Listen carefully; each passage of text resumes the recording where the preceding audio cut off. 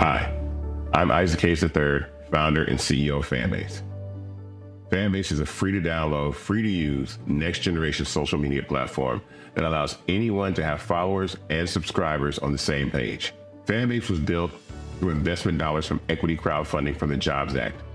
People just like you helped build Fanbase, and we're looking for more people to help build Fanbase. We are currently raising $17 million in a Regulation A crowdfund on StartEngine. We've already crossed $2.1 million, but we're looking to raise more capital from people just like you that deserve the opportunity to invest in early-stage startups without having to be accredited investors. So right now, I'd like you to go to startengine.com/fanbase and invest. The minimum to invest is $399. That gets you 60 shares of stock in Fanbase right now, today. And then use Fanbase to connect with friends, grow your audience, and be you without limits.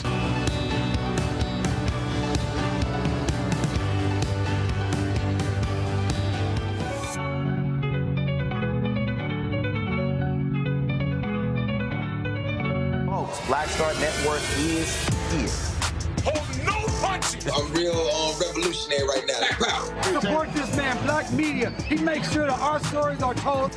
Thank you for being the voice of Black America, Roland. Stay black. I love y'all. All momentum we have now, we have to keep this going. The video looks phenomenal. See, this difference between Black Star Network and Black-owned media and something like CNN. You can't be Black-owned media and be scared. It's time to be smart. Bring your eyeballs home.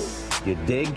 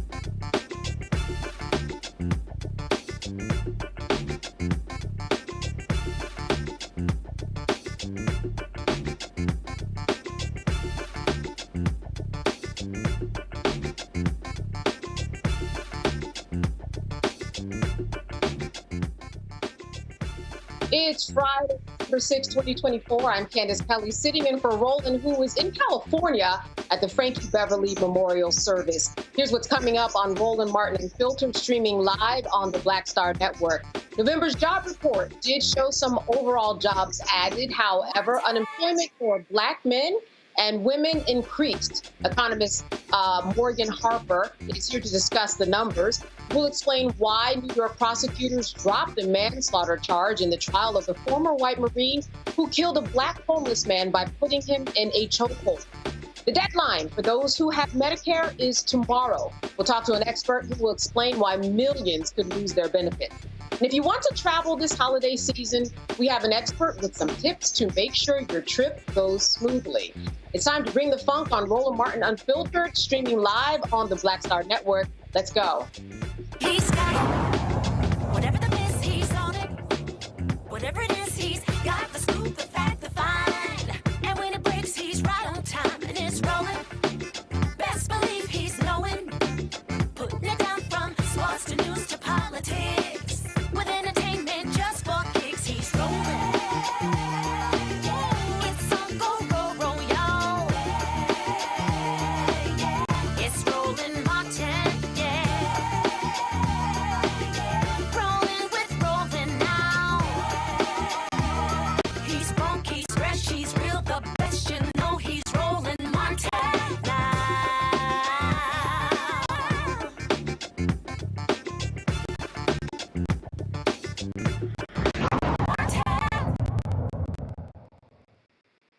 All right, hiring in the U.S. bounced back in November. Employers added 227,000 jobs. The Black unemployment rate jumped to 6.4%. For Black men, it increased to 6%. And for Black women, unemployment climbed from 4.9% to 6%. The overall unemployment rate rose from 4.1% to 4.2%.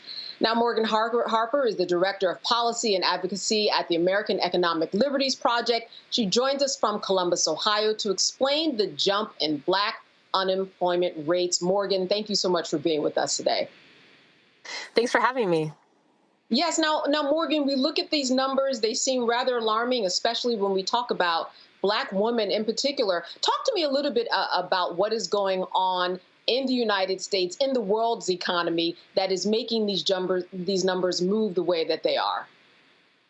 Well, I mean, I think it's always important to note that we can't read too much into any monthly result, but this is an indicator. Every month things change. As we saw this month, the job numbers from last month were adjusted upwards based on new data that came through, and there was a lot going on in terms of people getting ready for the election and still dealing with the aftermath of some of these natural disasters last month. So there's always a lot of variation. So I don't think we should read too much into that. But overall, I mean, this was considered a strong jobs report, and that we saw that jobs numbers overall were increasing, that there was some upward adjustment from last month, and that even though there are these increases in unemployment, that's something more that we should probably continue to monitor. And if we see a few months of that in a row, then it's more of a trend. But it's tough to read too much into everything month to month. The other thing I would add just overall is, we should consider this kind of a baseline. I mean, this is the November report. We're moving into the end of the year. In January, as everyone knows, we'll be seeing a change in administration. And this jobs report is kind of one of the closing statements of the Biden administration and their stewardship of the economy. And the answer is that the economy is again overall in strong shape. I think we should all be paying attention now as to what comes in the future here as we see new people who are going to be in charge of producing a lot of or maintaining a lot of these economic numbers. There's going to be new leaders that come in to lead the Department of Treasury, for example. There's going to be new economic advisors in the White House, new leadership of the National Economic Council at the White House, and of course the all-important Federal Reserve. There's still a bit up in the air about, when or if a leadership change will happen there. But this is the baseline. And from here, we're going to see what happens with President-elect. Yeah, and certainly making a lot of people nervous when we talk about the transition of power in January. Looking at history and just in terms of your own opinion and research and what to expect when that transition happens. You talked about these were the closing argument numbers of the Biden administration. What will be the opening argument, you think, when we transition to power and Donald Trump becomes president once again? I think it's going to be interesting to see who his people are. There's often the phrase thrown around, personnel, right? And we're starting to see some of the folks that he's putting up for nominations for some of these very key economic positions.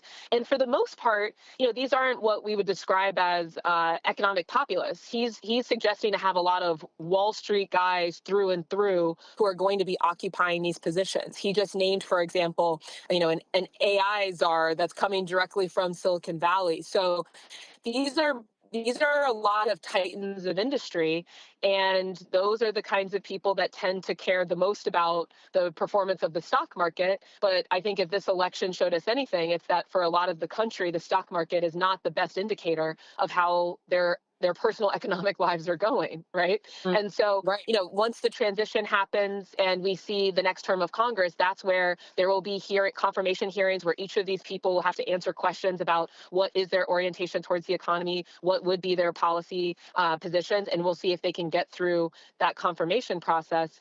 And those will be, those are some of the early things that we're going to have to watch for in the new year as things get going after the transition. I hear a lot of people talk about the fact that they can't get jobs. But, I went to Wegmans the other day, and on the receipt, it said, hey, we've got job openings. On many receipts I will come across on stores that say we've got job openings right at the bottom. Well, this talk that I'm hearing from people that they can't get jobs, do you think that it is real or they are being super selective? And then my part B to that question, what are the popular jobs that are out there that people do seem to be taking hold of?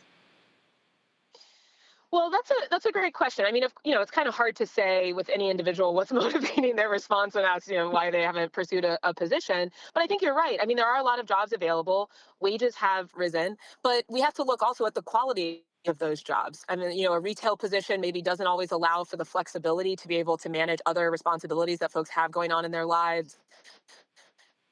Child care, child pickup, etc.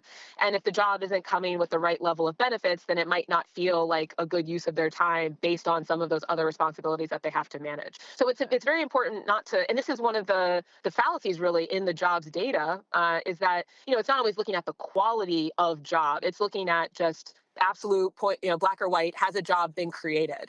But that quality of job is something that we need to really dig into. And again, as we start to look to hold this next administration accountable, and really every administration accountable, that should be something that we're asking about.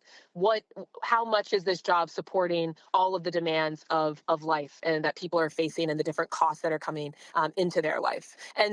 And I'm sorry, remind me of the second part of your question because I forgot. No, just what's the job arena that seems to be a popular arena that people are saying? Oh, yes, sorry. Yes. Yeah, this is what I was going to say, because, what we've seen over the last few months is a lot of the job growth has been driven by government positions and healthcare is very common. There hasn't been as much growth in manufacturing.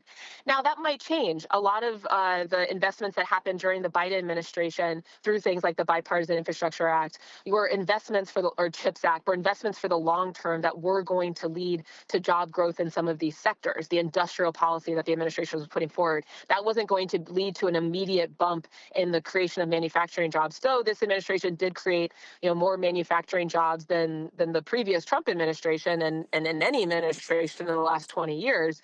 But the real fruits of the labor of some of that industrial policy, we might not see until over these next couple of years.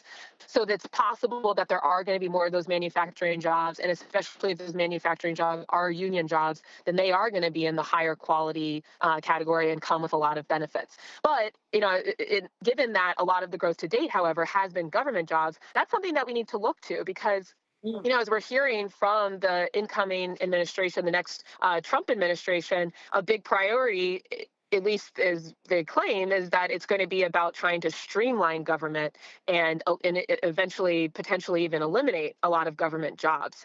So whether or not that actually comes to fruition, if so, how quickly, and just the volume of jobs and the impact, if there is some elimination of government jobs, or at the very least, it seems like it's not going to be a source of growth for jobs, that's something to pay attention to.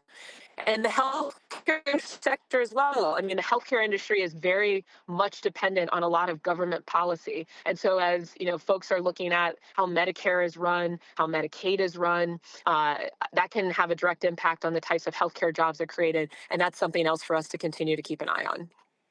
All right, Morgan Harper, I want to thank you so much for being with us today, giving us an update about what is going on with jobs. It certainly is something that we all have our eyes on, especially as 2025 rolls around. Thank you for being with us. Thanks for having me. Absolutely. All right, when we come back, I'm going to bring my panelists in on some more conversation here on Roland Martin Unfiltered. We'll be back after this break.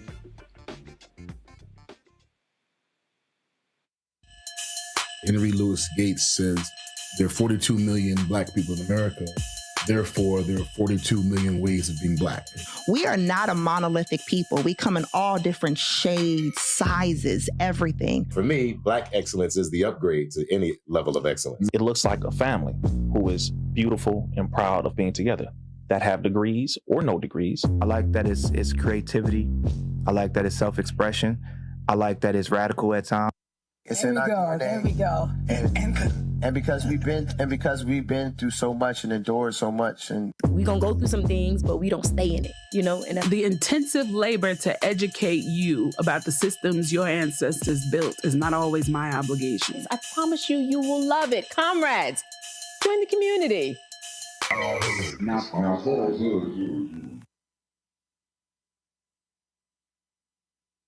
What's up, y'all? Look, Fanbase is more than a platform. It's a movement to empower creators, offering a unique opportunity for everyday people to invest in Black-owned tech, infrastructure, and help shape the future of social media. Investing in technology is essential for creating long-term wealth and influence in the digital age. The Black community must not only consume tech, we must own it. Discover how equity crowdfunding can serve as a powerful tool for funding Black businesses, allowing entrepreneurs to raise capital directly through their community through the Jobs Act.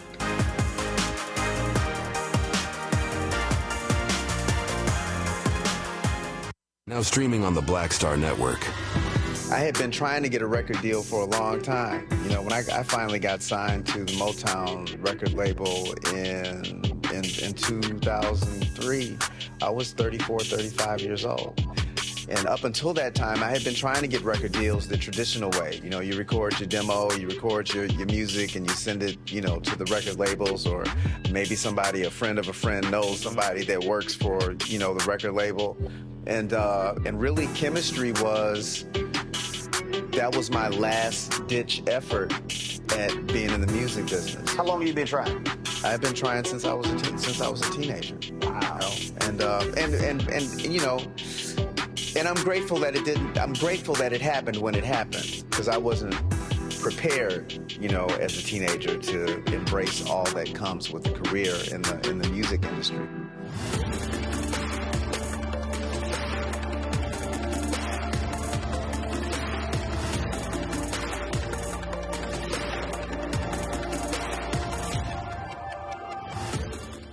Hello, we're the Critter Fixers. I'm Dr. Bernard Hodges. And I'm Dr. Terrence Ferguson. And you're tuned in to Roland Martin Unfiltered.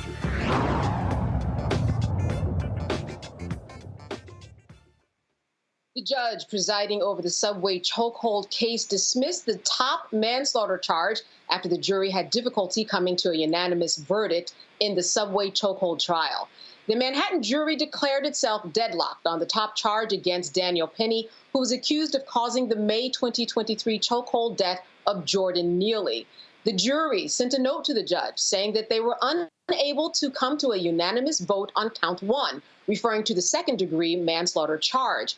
According to the verdict form, the jury must first decide on this primary count before considering any additional charges, including criminally negligent homicide. The prosecution moved to have that primary count dismissed, making room for Judge Maxwell Wiley to order the 12-member panel, comprised of 7 women and 5 men, to return next week to consider the lesser charge of criminally negligent homicide against the former Marine.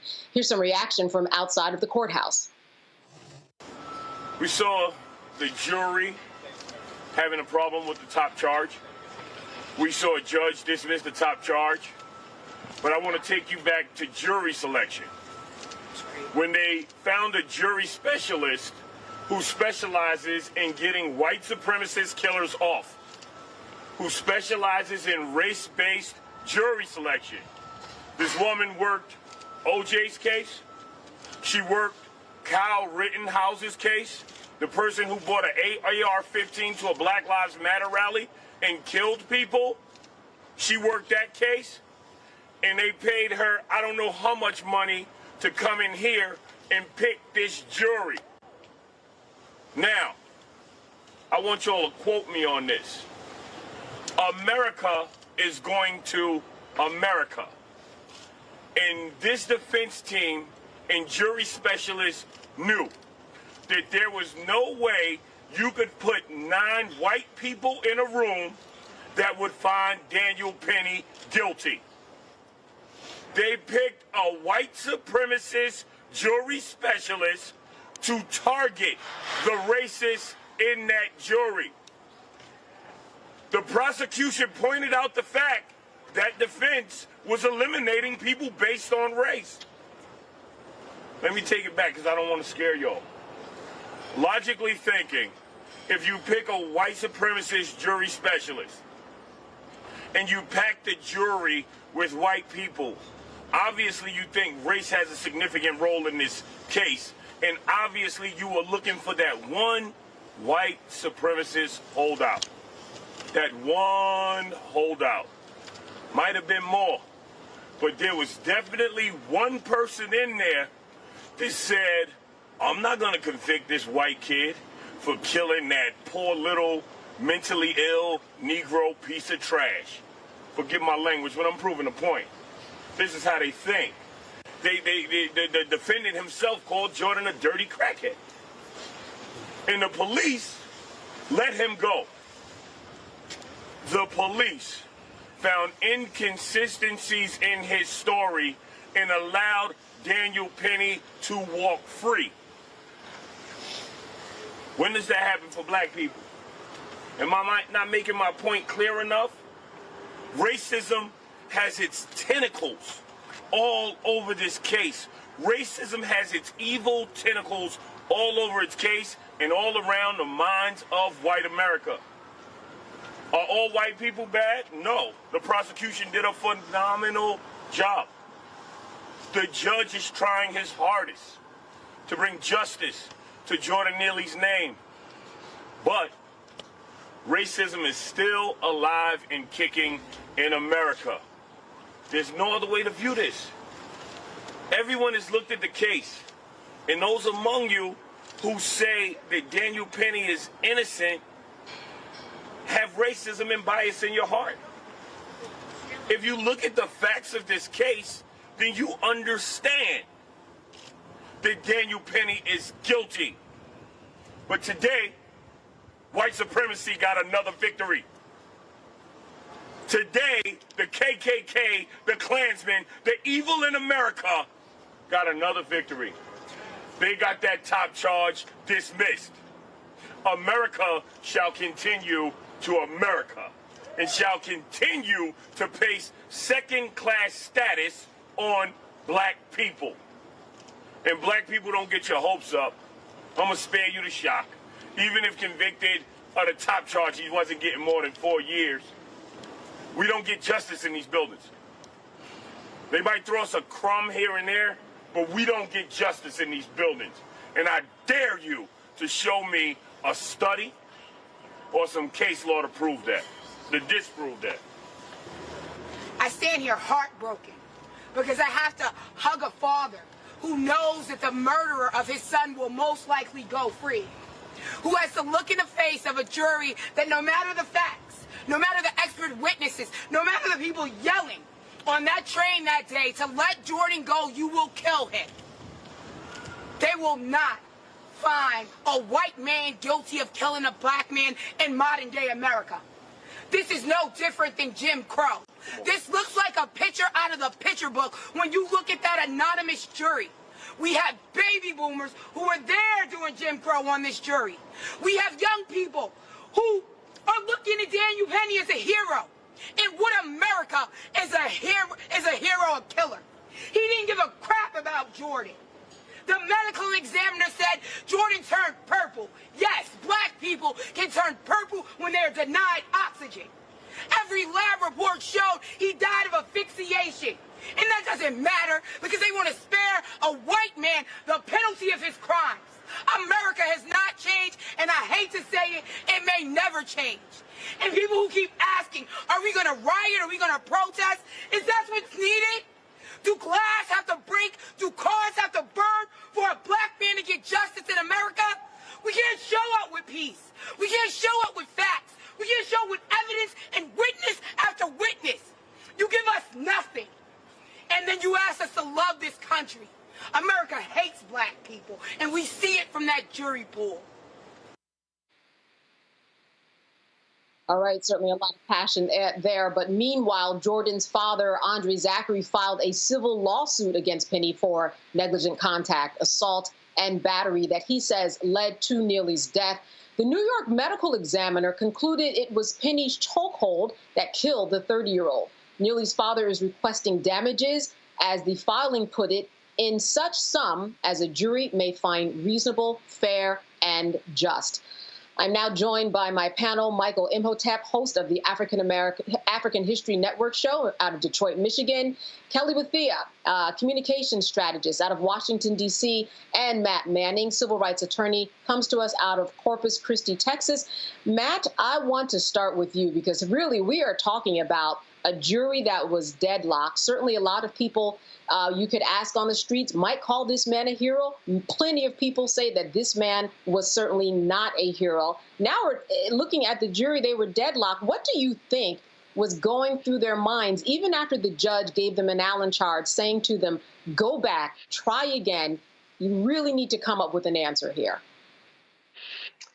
I don't know what was going through their minds. I do know that often the law does not work in the way that we think it should work, and I think this is one of those cases. But in reading the article, one of the articles in preparation for today, a fact I did not know that I think may have had a large bearing on this jury's inability to reach a verdict is the fact that I guess around that time there had been something like 20 people shoved in front of subways. I don't think that makes Daniel Perry's position in any way reasonable. But what you look at when you look at self-defense and when you look at, any defense to a homicide is you look at whether the person's use of deadly force, at least in Texas where I practice, the use of deadly force to protect themselves or a third party is reasonable. And I think, what may have happened is the jury may have been swayed by arguments that, it was reasonable for him to use this force because people on the train were concerned about what this young man was going to do. Now, I don't think that that's reasonable. I think, if he had actually attacked someone, if there had been a physical altercation, we'd be having a much different conversation. My understanding is that he was not physically attacking anyone. And that, to me, which is, I suspect, what the prosecutors did, I would have beat that drum in the courtroom and said, you don't get to preventatively assume someone's going to do something harmful and then protect yourself against them when it's unreasonable. Now, obviously, the law allows all the time, where if your belief is reasonable that the person is about to imminently use deadly force, you can definitely use force to protect yourself.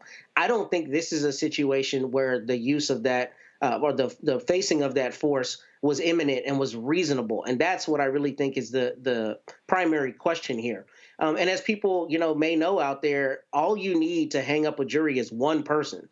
So we keep talking about the jury, but it's very plausible that there were 11 people in that box who thought he was guilty of sin, and there was one person who was holding out. And if that one person holds out, then you have a mistrial. So without knowing how the jury, is constituted in terms of guilty versus not guilty, you can only extrapolate that there was not unanimity, which is what's required. And the last thing is, an Allen charge is a charge where the judge tells the jury to continue working. I think you said that. And those are not applicable in every state. I think that obviously the state of New York allows it, but basically the court tells the jury, hey, keep trying, keep working at it. It looks like the jury was given 2 Allen charges in this case. And in cases I've tried, I've had it where, there have been mistrials declared where a jury has not been unanimous. So I think it might be the fact of people who had been harmed around the subways around that time. Maybe that was given outsized importance in some of the jurors' minds. All right. And we don't have Kelly Bethea, but we do have Joy Chaney. Sorry about that. Founder of Joy Strategies out of D.C. Joy, I want to throw it to you right now to ask you, what are your thoughts about this whole idea that the prosecutors did ask for a lesser charge? They dismissed that top charge in order just to get something and in hopes that they probably will. Well, absolutely. I mean, that's normal, right? So, you can have multiple charges out there. If you feel like the top charge is too heavy, there are other charges, other things that he might be guilty of. And that likely happens. Sometimes the prosecution may overcharge a little bit in the jury's mind, but a juror might feel like, you know what, this fits a lower offense. I would like to say the thing when you say a reasonable person is it's not every reasonable person. So they look at what are the skills of the person. So what is true of a police officer, what is reasonable for them would be less reasonable for all, or more reasonable for all of us, right? So I think that they should have been looking at what is reasonable for a civilian, but who is a former military officer, former Marine with special skills, who should have had some indication of the pressure he was applying, the deadly nature of what he was doing, that he wasn't just subduing him, but that he potentially ran the risk of killing him, which ultimately he did. And then the fact that there were people calling out to him while he was doing this, saying, hey, he's subdued, he's suffocating here, suggests that maybe, that he was not acting reasonably. And so I would be really surprised, I guess, at some point we'll find out how many jurors, perhaps, I don't know what the rules are in New York, but many places you can poll the jury afterwards and kind of figure out what was the sticking point. I would have a hard time believing most of these people weren't very concerned with the fact that other people who also could be perceived as reasonable were seeing something totally different than the perpetrator here. Very disturbing, this result, but not surprising, and I'm curious to see what happens with the lesser charge. Michael, the defense team has argued that, listen, there were women and children around, and that their client was making sure that nobody got hurt because he did have special skills. In fact, a martial arts expert did take the stand, though he did say that over 5 seconds was probably not a good idea for a chokehold. But what do you think about this argument that they have made that he was really defending the people in that subway? Because as we know, subways can be very dangerous. A lot of things can happen, but what are your thoughts? All right, Candace, I think that question is for me. You're doing a great job tonight. I'm having a little problem with the audio, so I'm not exactly sure what you just said, but I've been paying attention to what's going on with today's development. So, number one, I'm glad you showed outside the courtroom where the gentleman talked about the white supremacist jury specialist, okay? Because in following this case and also looking at the video footage, and we talked about this on Roland Martin Unfiltered back when this originally happened and Daniel Penny was indicted. I talked about the fact that if you want to restrain a person, you do not put a chokehold on a person. If you use something like a rear naked chokehold, which cuts off the flow of blood to the brain, you can knock somebody out in 10 seconds to 15 seconds. Daniel Penny is a former Marine. Most likely, if he was in the Marines prior to 2002, he was trained in the Marine Corps Martial Arts program. It's called MCMAP. I've researched MCMAP. I'm very familiar with it. I have a background in martial arts. If you go on YouTube, you can see videos about MCMAP. MCMAP is a combination of 17 different martial arts forms, and the Marine Corps has compiled this into one fighting system. And you learn chokeholds, okay? Now, according to the article from NBCnews.com, he only wanted to restrain Jordan Neely. Okay, well, if you want to restrain somebody, you don't put a chokehold on them for 6 minutes. Okay, if you've been just through basic training, you learn how to kill people. Okay, so, and you learn that you cannot have a chokehold on somebody for 6 minutes when you can render them unconscious in 10 to 15 seconds. So, hopefully on the lesser charge of negligent homicide, he will be found guilty. Now, the maximum penalty he can face is 4 years in prison for negligent homicide. Yes. The other thing is that if African Americans see somebody being attacked like this, an African American being attacked, especially by somebody white, possibly being executed, we need to intervene to break that up. It's one thing to be fearful of somebody and want to restrain them, okay? Now, when you talk about restraining somebody, I'm not an attorney, but it sounds like, you do have, there is a possibility also when trying to hold somebody facing false imprisonment charges as well. That's a whole nother conversation. But this is this is a tinderbox right here. Now, the medical examiner said that Jordan Neely died from compression to the neck from the result of a chokehold. Of course, the defense attorneys disputed this, but this is clear how he died.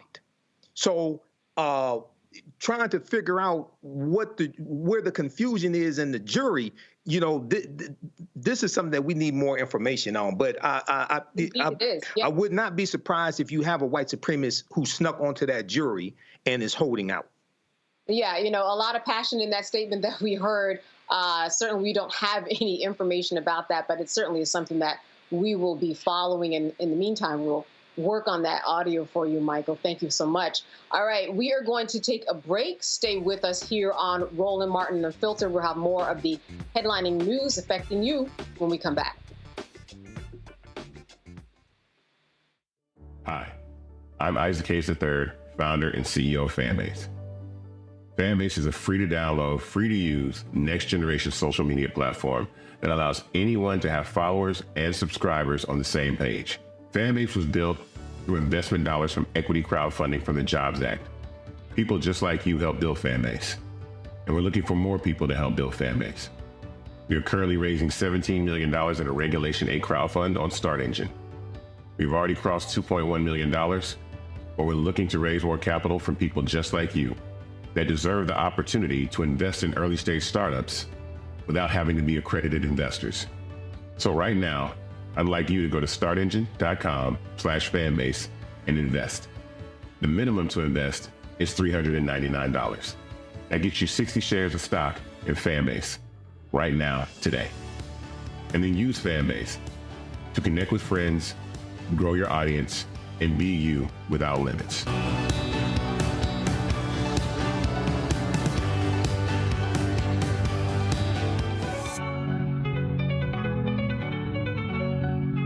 Now streaming on the Black Star Network.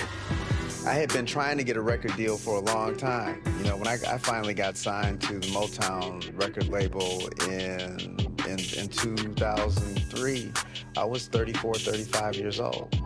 And up until that time, I had been trying to get record deals the traditional way. You record your demo, you record your music, and you send it, to the record labels, or maybe a friend of a friend knows somebody that works for, the record label. And really, chemistry that was my last ditch effort at being in the music business. How long have you been trying? I've been trying since I was a teenager. Wow. And I'm grateful that it didn't. I'm grateful that it happened when it happened, because I wasn't prepared, as a teenager to embrace all that comes with a career in the music industry.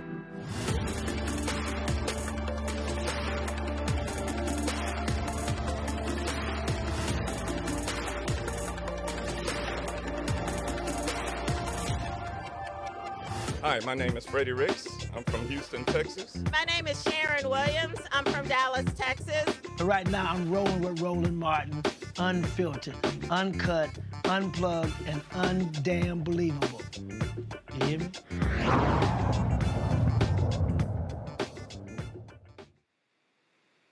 Saturday is the deadline for Medicare customers to enroll for coverage. However, 1.8 million seniors will be without full Medicare coverage because insurance companies are dropping their supplemental Medicare Advantage Part C coverage. More than 3 million adults in 9 states will be at immediate risk of losing their health care coverage now that the Affordable Care Act's Medicaid expansion is back on the chopping block. Medicare expert Melissa Hall is here with tips to navigate through all of this. Melissa, thank you so much for being with us today. Hello, thank you. It's such a pleasure.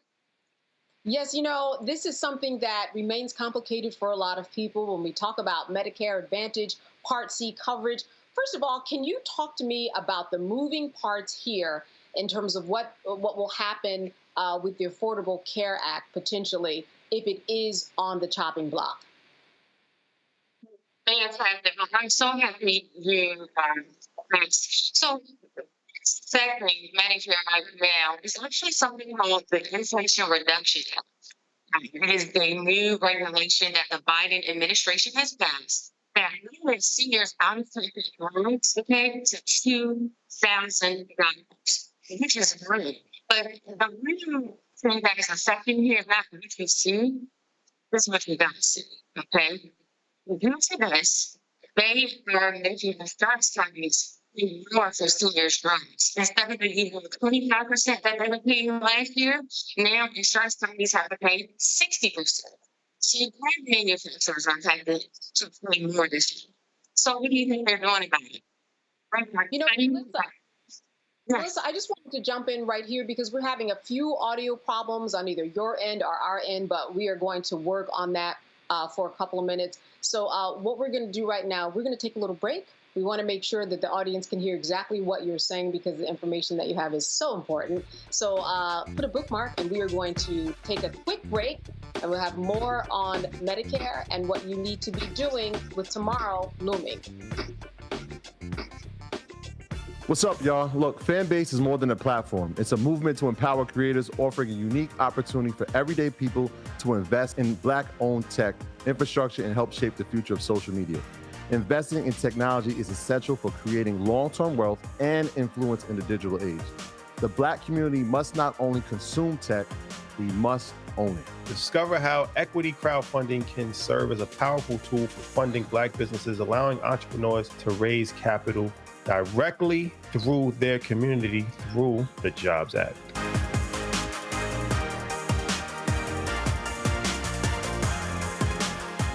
On the next Get Wealthy with me, Deborah Owens, America's Wealth Coach, Black Americans have 1/10 the wealth of their white counterparts.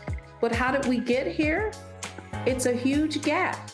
Well, that's why we need to know the history and what we need to do to turn our income into wealth. Financial author and journalist Rodney Brooks joins us to tell us exactly what we need to do to achieve financial success. You can't talk about why we are, as Black people, where we are, unless you talk about how we got here. Bridging the Gap and Getting Wealthy, only on Black Star Network.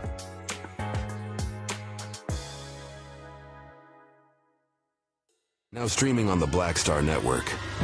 I had been trying to get a record deal for a long time. When I finally got signed to the Motown record label in 2003, I was 34, 35 years old.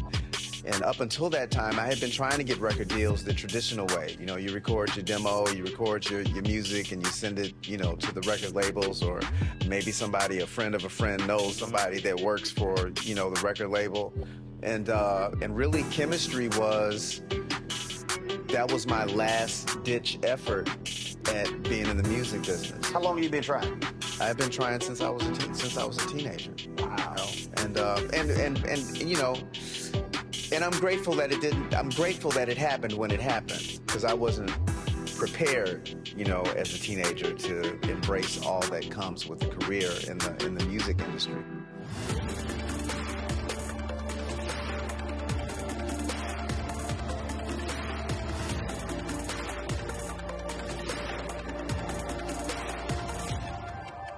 On the next A Balanced Life with Dr. Jackie, we're talking all things mental health and how helping others can help you. We all have moments where we have struggles, and on this week's show, our guests demonstrate how helping others can also help you.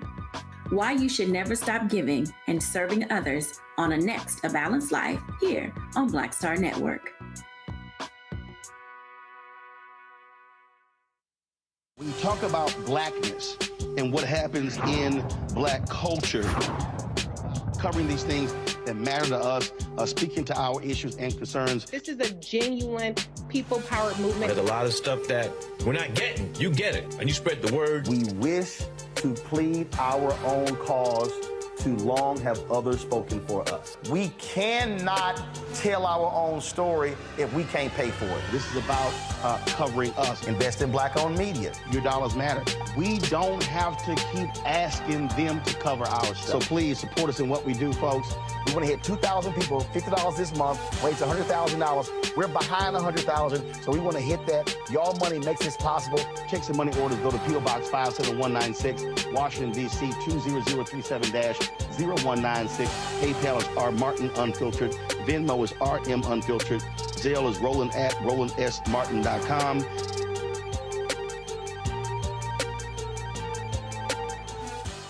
My name is Lena Charles, and I'm from Opelousas, Louisiana. Yes, that is Zydeco capital of the world. My name is Margaret Chappelle. I'm from Dallas, Texas, representing the Urban Trivia Game. It's me, Sherry Shepherd, and you know what you watch. Roland Martin on Unfiltered.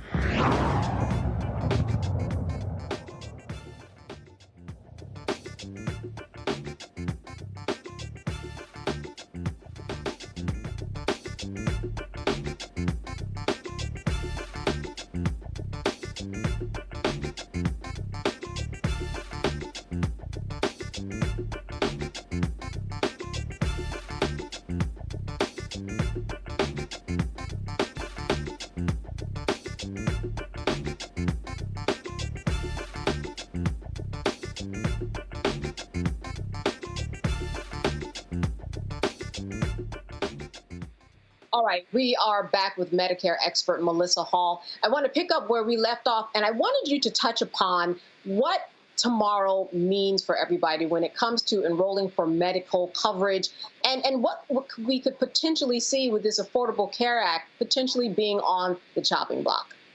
Okay, absolutely. So tomorrow is the last day of the Medicare annual enrollment period. It starts October 15th through December 7th, and this is the time of year where all Medicare beneficiaries can change either their Medicare Advantage plans called Part C or their Part D prescription drug plans, or go back to original Medicare. It is a hard stop at 12 p.m. Eastern Time tomorrow. So if you want to make any changes on your plan, if you want to get a new plan, tomorrow is that deadline. So you definitely want to make sure you give someone a call.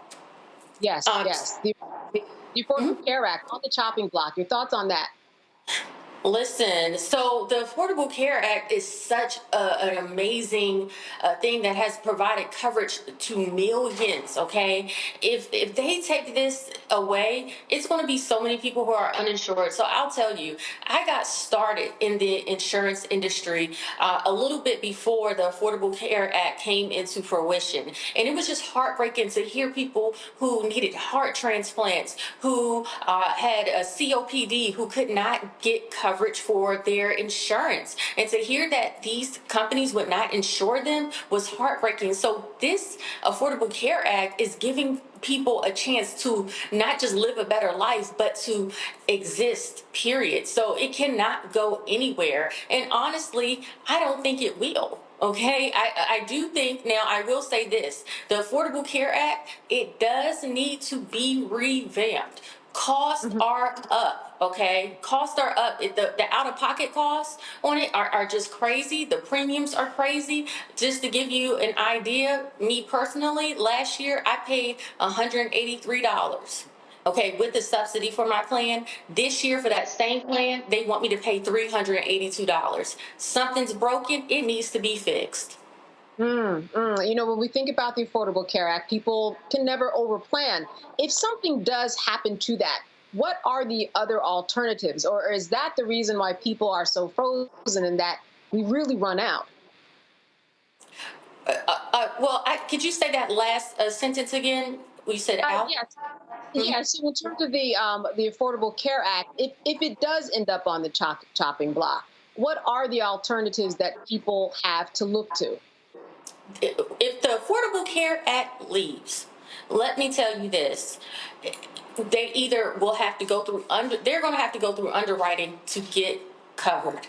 And again, there will be a lot of insured people. There will be a lot of dead people. And that's just the bottom line. A lot of people are going to die if they get rid of the Affordable Care Act because these insurance companies are not going to take them. Let me tell you something. The average hospital stay is costing over $50,000 a day.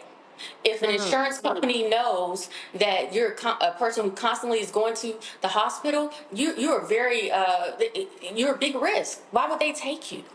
If there's no law instilling that, we've seen it happen before. It can't go anywhere. And one of the things, just to let you know here, the Affordable Care Act affects people who are 65 and younger. What is affecting seniors right now is something called the Inflation Reduction Act. The Inflation Reduction Act was a measure passed by the current administration that is supposed to cut seniors' out-of-pocket drug costs to $2,000, which is amazing. And that is the big change that we're seeing. But the real change is what we are not seeing. In order to, yes, ma'am. So in order to be able to afford that cap on the drugs, they are increasing the amount of money that insurance companies have to pay from about 25% to about 60%, and also the drug manufacturers. Now, like I said, the story here is what you don't see, which are plans leaving, okay, that 1.8 million people, okay, will know their plans are not renewing across the nation, all right? Also, too, the out-of-pocket costs are up on almost every Medicare Advantage Part C plan, which over 30 million people are on. 54% of the 64 million Medicare beneficiaries are on these plans, and their out-of-pocket costs are going up. So from about $4,000, I'm seeing it max out to $9,300. It's scary. Wow. Yeah, Melissa, great information, not very comforting. I want to bring in my panel here. We've got Joy. I want to start with you. A question for Melissa. Yeah, so first of all, thank you for this. You know, one of the things that we are concerned about is, yes, Affordable Care Act is at risk. The Affordable Care Act itself is very popular. And we have seen in the past that Republicans have not been able to repeal it. But what they can do is to make it more difficult to administer. They can make it, they can whittle away at it.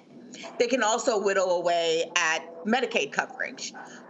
So we know that one of the things that are at risk significantly is Medicaid, right? So that means, a range of things, including limiting Medicaid expansion, which means that millions of people who are covered now won't be covered, perhaps if we roll back on that. So instead of us talking about just the dire of getting rid of ACA, what are the other things that have been promised that would undermine ACA and then take those problems you just talked about where we're already seeing increased costs even worse? Okay, well, I just want to say something here, and it might surprise you all, but the Trump administration that is coming in, Now, when it comes to the ACA, that's totally different. If they take away the subsidies and everything, people will not be insured, okay? And that will be terrible. But when it comes to Medicare, the Trump administration might have it right this time. They might have it right, because currently for Medicare, the biggest thing that is hurting it is over-regulation. And Dr. Oz is going to be the new head of CMS, the Center for Medicare and Medicaid Services, that controls Medicare, which I think is fabulous because he knows both sides of the coin. He's a doctor, so he knows how it is to just want to practice medicine, but he is also, okay, a spokesperson for Medicare Advantage. Again, the service that insures over 54% of Medicare beneficiaries. He wants to give that system more money because right now the current administration is taking away the money, and that is why the costs are going up and our seniors are getting hurt. So, contrary to popular belief, this may be a very good thing for the future of healthcare. I'm going to counter you on that. Well, one, just process-wise for everyone to know, Dr. Oz has to be confirmed. But the current administrator, Shakita Bruce LaSure, and President Biden have put a lot of money into Medicare. One of the things that they have done is actually increase drug price negotiation so that we can lower the cost of drugs for seniors. There are also a lot of things in the IRA that are aimed at making more seniors eligible for cheaper coverage, right? So same benefits, but for less. So we definitely want our viewers not to be confused and to make sure that those things, those gains are still there. But the fact of the matter is, insurance companies we want to hold them accountable so that they're not getting all profits and that they are actually covering people and not just running up costs on them. And that is one of the concerns that we have had. And what the IRA has done is to seek to shore up Medicare, make sure there are more affordable options. So just want to be clear to your viewers about that. And frankly, Dr. Oz hasn't said much about what he's going to do, and he has to be confirmed and go through a whole confirmation process. And our concerns aren't just on Medicare, they're also on Medicaid. Okay, you know what? You're absolutely right, Joy. But I would like to add to this conversation as somebody who's actually servicing seniors every day with these new plans that the Biden administration, has interjected and, put this money in and made these caps and so-called gave the power to negotiate, right? I would like to say, I always say this, politicians are not actuaries. Okay, politicians are not actuaries, and what has happened? It's because the insurance companies, because their profits are being cut. Okay, and also it's not just that has to do with negotiating the drug prices. There are a lot of regulations that these plans have to go through from the government in order to administer that is costing a lot of money. For example, if a senior wants to go ahead and they say, hey, I want to talk to you, right? Unless it's 3 days before the enrollment period ends like today, you have to wait 2 days to talk to them. Okay, a lot can happen in 2 days in a senior's life. Also, because of this whole Inflation Reduction Act, a lot of the drugs that were affordable for the insurance companies to cover seniors with are actually being taken away from the plans. Insurance companies are actually having to raise their costs to be able to cover beneficiaries as well, and have the operational costs, the overhead costs, and also to comply with these regulations. And again, I just want to let you know, due to this, because this all open enrollment starts October 15th, okay? Right before the election we were actually going to go vote. The insurance company's cost to administer Part D plans went up over 50%. The current administration was very nervous about that impacting their number one voting blocks. So all of a sudden, they try to give out subsidies very quietly for these insurance companies to lower their costs for the next 3 years. Okay, they are trying to do a good thing, but it is really not working. And our seniors are getting hurt. Which is it? They lowered costs, or they didn't? I mean, seriously, they did it. I mean, seriously, they didn't lower costs. It's not working. That's why I'm here. All I'm saying is, insurance companies are part of the problem. Let me go to Matt at this point, because I do want to make sure that our panelists get their thoughts in with Melissa Matt, let me turn the floor over to you for Melissa question. Yeah, I'm clearly the least qualified person to be on this panel. Here's my question. The question is, I saw that basically the expansion raises the amount that states, I guess, pay for people who are up to 38% of the poverty level. This is going to retract that down by something to like 20 million people. So my question is, what happens for that group of people in between the federal poverty line and the ones who are 138% above that? Are they going to just be covered by EMTALA or by state programs? What happens to their coverage?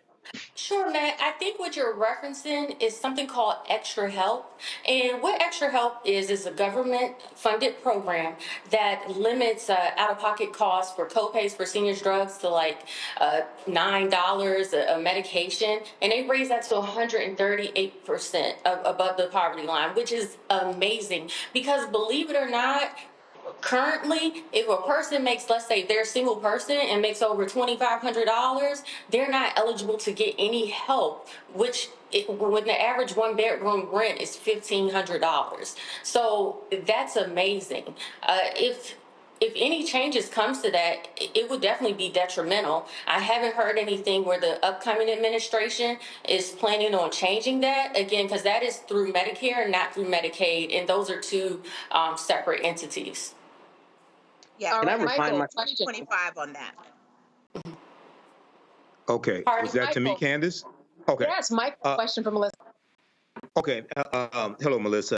So my question was, looking at this and looking at the piece from MSN.com on this, I remember back during the first Trump administration, and the vote took place in the Senate to kill the Affordable Health Care Act. And we know with Senator John McCain that had the thumbs down vote that saved it. But prior to that, there was protests across the country. People were organizing to put pressure on their senators to save the Affordable Health Care Act. And they were organizing, many of them based upon a plan called, from the group Indivisible. Okay.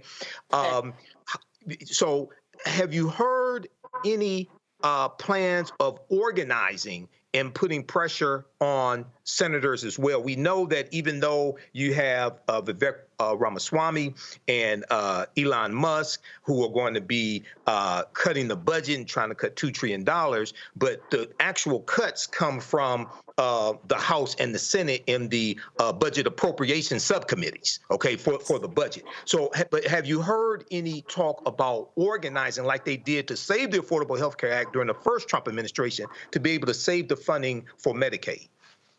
Oh, wow. As far, you know what, you are bringing up a great point. So I will say this, as far as per se, so it's two different things. Saving the Medicaid funding versus saving the Affordable Care Act, those are handled by two different entities. I will say that I did go to a conference last year called AHIP, American Health Insurance Plan. They administer a lot of the certifications for agents who deal with Medicare, dual eligibles, and we actually had a conference last year in Baltimore, Maryland, where we actually spoke to the head of Medicaid throughout the nation, and also we did lobby in Washington as well. Also, I'm a member of NABIB, National Association for Brokers and Insurance for Professionals, and we actually lobby at Congress, okay? We have something called, I think it's called Congress Week or something, or Lobby in Washington Week, where we actually meet with senators face to face to talk about the issues of healthcare, such as Medicare, such as the Affordable Health Care Act, to actually shore up these things and improve them for the citizens that are utilizing them and us as the brokers. Because let me just tell you, over 50% of insureds, whether they're for Medicare, whether for the Affordable Care Act, use a broker, individual broker who could be your neighbor or a person at your church, just like myself. So we actually do lobby on the people's behalf, face to face with these folks. So and I mean, it's thousands of us who are part of this organization. All right, Melissa Hall, thank you. Medicare expert, I want to thank you so much for bringing us yet another spirited conversation that a lot of people need the information about. You are watching Roland Martin Unfiltered here live on the Black Star Network. Stay with us. We will be back after the break. Hi, I'm Isaac Hayes III, founder and CEO of Fanbase. Fanbase is a free-to-download, free-to-use, next-generation social media platform that allows anyone to have followers and subscribers on the same page. Fanbase was built through investment dollars from equity crowdfunding from the Jobs Act. People just like you help build Fanbase, and we're looking for more people to help build Fanbase. We are currently raising $17 million in a Regulation A crowdfund on StartEngine. We've already crossed $2.1 million, but we're looking to raise more capital from people just like you that deserve the opportunity to invest in early-stage startups without having to be accredited investors. So right now, I'd like you to go to startengine.com/fanbase and invest. The minimum to invest is $399. That gets you 60 shares of stock in Fanbase right now, today. And then use Fanbase to connect with friends, grow your audience, and be you without limits.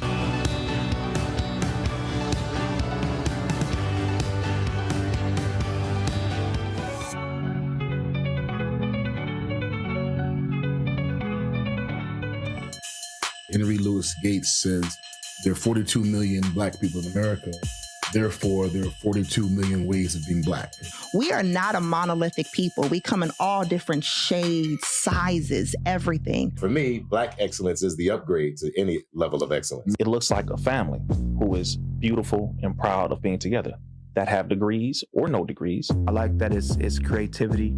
I like that it's self-expression. I like that it's radical at times. It's in our DNA. There we go. And because we've been through so much and endured so much, and we're gonna go through some things, but we don't stay in it, you know. And the intensive labor to educate you about the systems your ancestors built is not always my obligation. I promise you, you will love it, comrades. Join the community.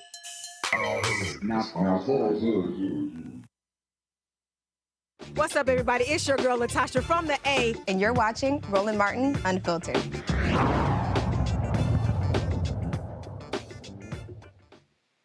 All right, so social media is in an uproar over the vague way the New York Police Department chose to describe the skin color of the suspected killer of United Healthcare CEO Brian Thompson. This is how Chief of Detectives Joseph Kinney described the suspect to the public in Wednesday's news conference. The shooter appears to be a light-skinned male. He's wearing a light brown or cream-colored jacket, a black face mask, black and white sneakers, and a very distinctive gray backpack. This is who they are looking for. Does he look light-skinned to you? We all know what light-skin means. You know, you say light-skin, you normally say a light-skinned Black person. I do not see that. The man that they're looking for isn't light-skinned. To me, he looks like he's a white man. Listen, I want to go to my panel now. Michael, what do you think about this vague description that I understand with this huge manhunt that people are in an uproar about? Are you coming to me first, Candace, because I'm light-skinned? Is that why? You. Okay. I'm not giving you the whole segment, though. Let's keep that. So when I first heard this comment, like the same day, pretty much real time, I was saying there wasn't a brother that did this alleged hit. When they said light skin, I said no. And then when they released the picture and I saw it, I said no. This is like a white man, and for some reason they didn't want to say it. Now, also let me just say from the start, as the time of this broadcast, from my understanding, he's a person of interest. I don't think he's been actually named a suspect unless this happened, in the past hour or so. So they said he's a person of interest. But this is like a white man. This doesn't look like a light-skinned person. So, there's a good article from AtlantaBlackStar.com that talks about this and, alluding to the fact that they didn't want to reveal that this was a smiling white male is being sought. They wanted to say he's light-skinned. And what that does is then also kind of puts a target on light-skinned men, okay, in that city. Kind of puts a target, who kind of fit that description, that kind of puts a target on light-skinned men as well. But one of the things I think you may see, and Huffington Post had an article probably maybe about 10 years ago, and it dealt with how white suspects are oftentimes treated better than black victims. It's a fantastic article that looked at numerous news stories where African Americans were the victims of crime, and they talked about how the white-controlled news media oftentimes would talk about how it's so much out of the character of this white person to kill somebody. But then when it's an African-American victim, they almost want to blame the African-American for their own murder. Okay, so we need to pay attention to this. Let me bring Matt in here, Matt, because you deal with a lot of law enforcement in your line of work, I'm sure. You interact with them a lot. I mean, could there be a strategy that the folks who are in the uproar about on social media may not be in tune with? I mean, maybe. I do think this is a little much ado about nothing, insofar as, you know, they give often vague descriptions of people. However, I will readily concede they would normally say the person is fair-skinned, right? They would normally say light-skinned, which has a direct correlation in most people's understanding to be a black person. So I understand how people are making that leap. I don't think it really matters that much, because I think they could have said just as easily this person is fair-skinned or white, you know, it made it inclusive. That's often what they do, right? A fair-skinned person, or perhaps a white person, or perhaps a light-skinned African-American, or perhaps a Latino person. I mean, because phenotype, we know, does not necessarily mean race. All that being understood, light skin does have a specific connotation. When we hear light skin, we know we're talking about somebody who looked like Mike, right? Looks like Mike. But all jokes aside, like, we understand that. And I get people being angry about the perceived reticence to say this is a white person. Totally get that. I think Michael's 100% right. We've seen that with Dylan Roof. I mean, they bought the guy a hamburger, right? So I understand people's outrage. But law enforcement does often do this. They give a nebulous description close enough to what they think they have so that it kind of casts the net on people who are looking to see, okay, maybe this is a person who meets this description. So I don't think it's really that big a deal, in my personal opinion, but I do get people taking umbrage because light skin in particular has a particular connotation. All right, Matt, I'm going to quote you now to Joy. Is this much ado about nothing, as Matt said? Joy? This is much ado about absolutely nothing. I see where Mike's coming from, but, you know, him and my dad might be concerned, but, like, not trying to be funny. Much ado about nothing. He had a mask on at the beginning. They could only see a certain part of his face. He could have been a white, he could have been a light-skinned white person. This is what we've seen later on, right? So to me there, and actually I heard early on they were saying he was white. So I think this is much ado about nothing. Guys, we got bigger fish to fry, including on that last segment, there were a lot of half-truths that were shown by someone who was an advocate for the insurance company. We have to be careful who we put on. Just saying. All right, listen, we're going to take a break right now. I appreciate this spirited discussion. Wasn't much ado about nothing? I don't know. We shall see, especially when this person is caught, when we see who the race of this person is. All right, stay with us. We'll be back after a break. What's up, y'all? Look, Fanbase is more than a platform. It's a movement to empower creators, offering a unique opportunity for everyday people to invest in Black-owned tech, infrastructure, and help shape the future of social media. Investing in technology is essential for creating long-term wealth and influence in the digital age. The Black community must not only consume tech, we must own it. Discover how equity crowdfunding can serve as a powerful tool for funding Black businesses, allowing entrepreneurs to raise capital directly through their community through the Jobs Act.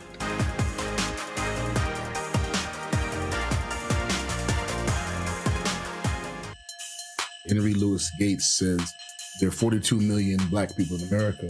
Therefore, there are 42 million ways of being Black. We are not a monolithic people. We come in all different shades, sizes, everything. For me, Black excellence is the upgrade to any level of excellence. It looks like a family who is beautiful and proud of being together, that have degrees or no degrees. I like that it's creativity. I like that it's self-expression. I like that it's radical at times. There we go. And because we've been through so much and endured so much, and We're going to go through some things, but we don't stay in it, you know? And the intensive labor to educate you about the systems your ancestors built is not always my obligation. I promise you, you will love it. Comrades, join the community.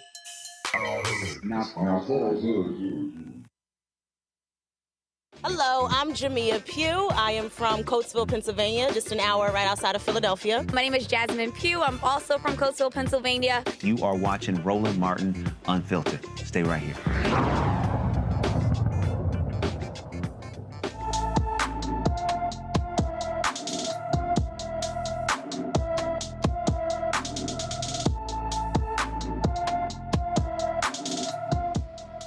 Faith Campbell has been missing from her Tallahassee, Florida home since August 29th, 2024.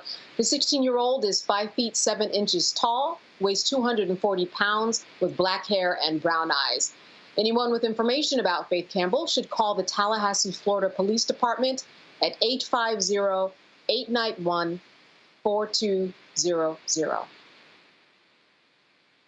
All right.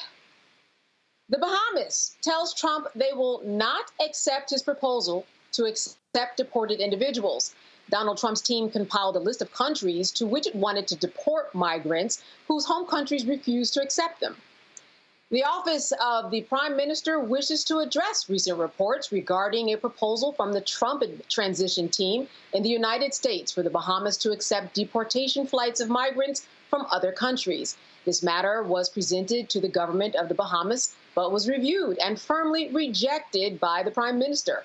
The Bahamas simply does not have the resources to accommodate such a request. The Prime Minister's priorities remain focused on addressing the concerns of the Bahamian people. Since the Prime Minister's rejection of this proposal, there has been no further engagement or discussions with the Trump transition team or any other entity regarding this matter. The government of the Bahamas remains committed in its position. Now, other countries, other consideration by Trump's team include Turks and Caicos, Panama, and Grenada. All right, on to other news. Affirmative action. A federal judge says the U.S. Naval Academy may continue to consider race when evaluating candidates to attend the elite military school, even after last year's U.S. Supreme Court ruling barring civilian colleges from employing similar affirmative action policies. U.S. District Judge Richard Bennett rejected arguments by Students for Fair Admissions, a group founded by affirmative action opponent Edward Blum, that the Annapolis, Maryland-based Naval Academy's race-conscious admissions program was unconstitutional. The decision marked a victory for outgoing Democratic President Joe Biden's administration, which had argued that senior military leaders had long recognized that a scarcity of minority officers could create distrust within the armed forces, which were racially segregated until 1948. Matt, I would say that this is a big one. We're talking about the Supreme Court. We're talking about precedent, and not that it's overturned, but it certainly is inching in that way in terms of what they did with this Naval Academy. Yeah, and I was really trying to review whether the precedent was up until 2023 that one of the places that race could be considered was in the military. I seem to remember that. And as much as I deal with the Constitution, I should know that down pat. But my understanding is that has long been the precedent. And, basically when it comes down to a race-based statute, what you're looking at, or a constitutional challenge in this affirmative action context, you're looking at basically whether it's narrowly tailored to a compelling state interest. Obviously, there's a compelling state interest to make sure our military is diverse. The thing I think is really BS about that, if we're going to be honest, though, is that the place where it benefits the government, which is the military, to have a diverse, group of people, then the federal judges say it's okay. In other places where it's still beneficial to society at large, we find a way to apply the Constitution in a dissimilar way, saying, you can't be mandated to have some kind of quota, or basically diversity in other contexts is not as compelling an interest as it is in the military. I understand from a national defense standpoint, but my point is it just seems a bit self-serving to say it's okay in the military, everywhere else it's a problem. notwithstanding the standing issues as it relates to Edward Bloom and all these attacks that they're lodging, I mean, I think it's just a matter of pushing ideology and not really having an injury in fact. Notwithstanding all of that, I do think that it's the right decision, because I think we do need a diverse military, and we need a military where there is incentive for any person of color, non-white person, to go in and have a fair chance to go up the ranks. So I do think that's in our national interest. I just think we're not applying the law in a way that is equitable as between the public and private sector when we make a carve out for the military in this way.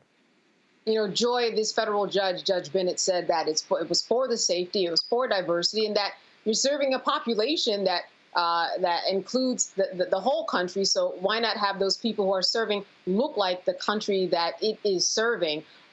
Certainly, I think that this was a big step in the right direction. But like Matt said, interesting that they would parse this out and make this a kind of a separate category when we're really talking about institutions that teach, whether it's information about the military and moving up the ranks, or whether it's Harvard University. But now we have these two different ideas about how to approach affirmative action. Yes, let us be clear. This is not a surprising decision. It's the right one, but it's not surprising. The Supreme Court, in its affirmative action decision from 2 years ago, actually had carved out and said that it was okay to have affirmative action in a military context. And that would extend, I think, to some of these academies. And Ketanji Brown Jackson highlighted how insulting and problematic that distinction was. As my co-panelist is saying here, the idea that when you are asking people to go and die for you, to go and fight for you, it is okay for them to be diverse. But if they are just trying to make it in corporate America, if they're just trying to make it, have an engineering degree, have a business degree, have a political science degree, have a law degree, like several of us on this call, in that case, affirmative action, considering race, is not important. It is BS, because my mother is watching. But you know what I really want to say, and it is wrong. And the Supreme Court has already addressed it, so it wasn't surprising. It was, of course, the right decision. And it is a reminder, we're going to be looking at this decision, using it as precedent so that we can make the case, the compelling state interest, the compelling interest of an institution to have diversity, equity, and inclusion in all of its work, and including its admissions.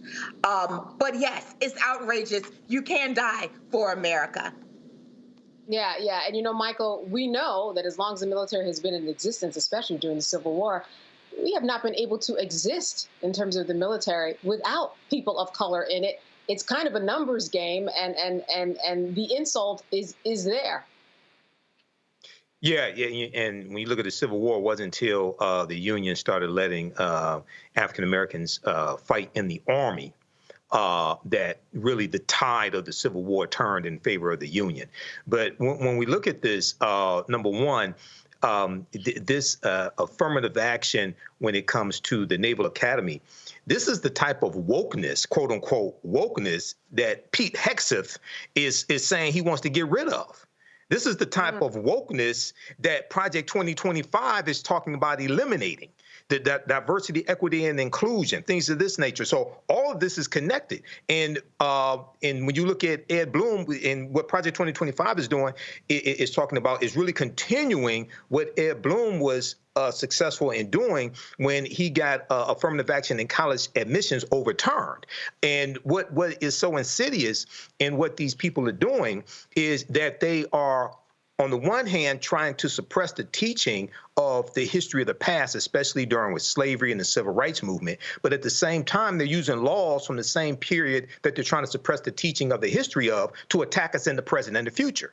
So with this case here, you had Students for Fair Admissions, Ed Bloom's organization. When you look at the Harvard case that struck down Harvard and the University of North Carolina, that struck down affirmative action in college admissions, they used the Equal Protection Clause of the 14th Amendment of 1868, okay, to rule that it was unconstitutional. But that was created for African Americans, for the former slaves, right? So this is why it's so important to understand history and law and understand these attacks that are taking place right now.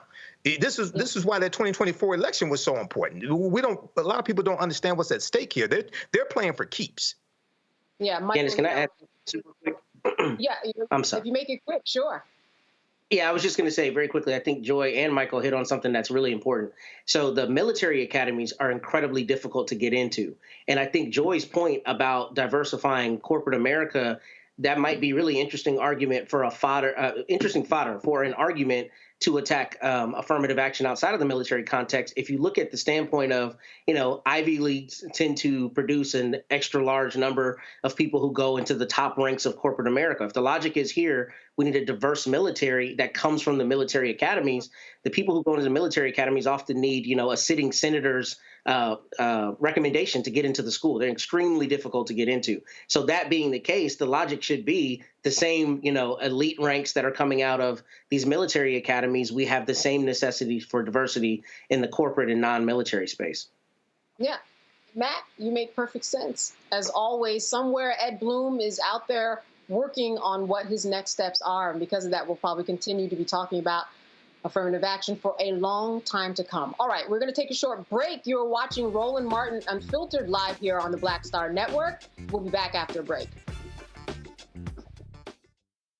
Hi, I'm Isaac Hayes III, founder and CEO of Fanbase. Fanbase is a free-to-download, free-to-use, next-generation social media platform that allows anyone to have followers and subscribers on the same page. Fanbase was built through investment dollars from equity crowdfunding from the Jobs Act. People just like you help build Fanbase, and we're looking for more people to help build Fanbase. We are currently raising $17 million in a Regulation A crowdfund on StartEngine.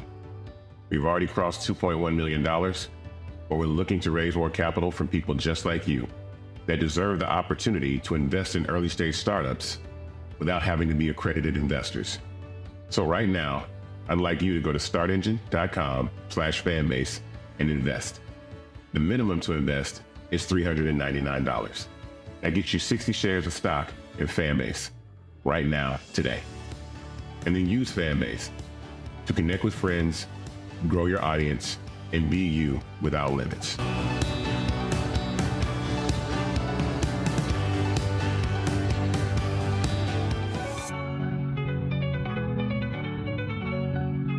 Now streaming on the Black Star Network.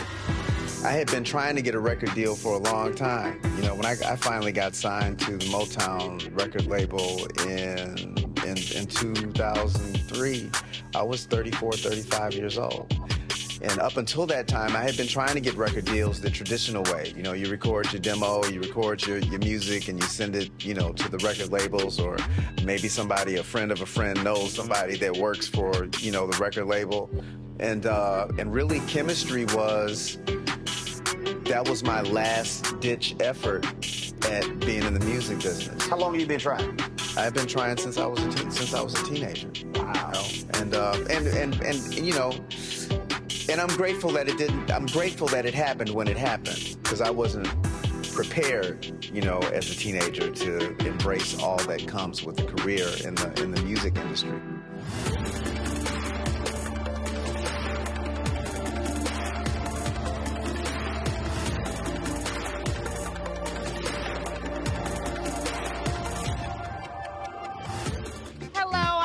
Mitchell, a news anchor at Fox 5 DC. Hey, what's up? It's Tammy Roman, and you are watching Roland Martin Unfiltered.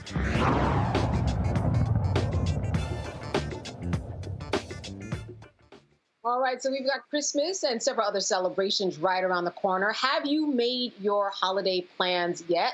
Well, if you haven't, don't fret. We have a travel expert, Tamika Jones. She's going to give us tips to ensure that your trip goes smoothly. She joins us from Aurora, Colorado. Tamika, good to see you. It's good to see you too. Yes, listen, Thanksgiving was hectic, those travel days, can you remind us once again, Christmas, what is the best day to travel, not to travel?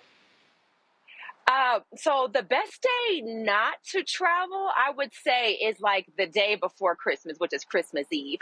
I would say it's not the best if you're looking to fly or travel driving somewhere. Drive in the evening. That's the best time. Now, believe it or not, traveling on Christmas Day is actually a good time to travel, whether you are driving or flying. Oh, wow. All right. Listen, I know that you have some holiday travel do's and don'ts. Let's walk through them. You already touched upon it a little bit, but in terms of flying, don't fly the weekend before and day after Christmas. Yes, unless you like crowds. And many of us don't.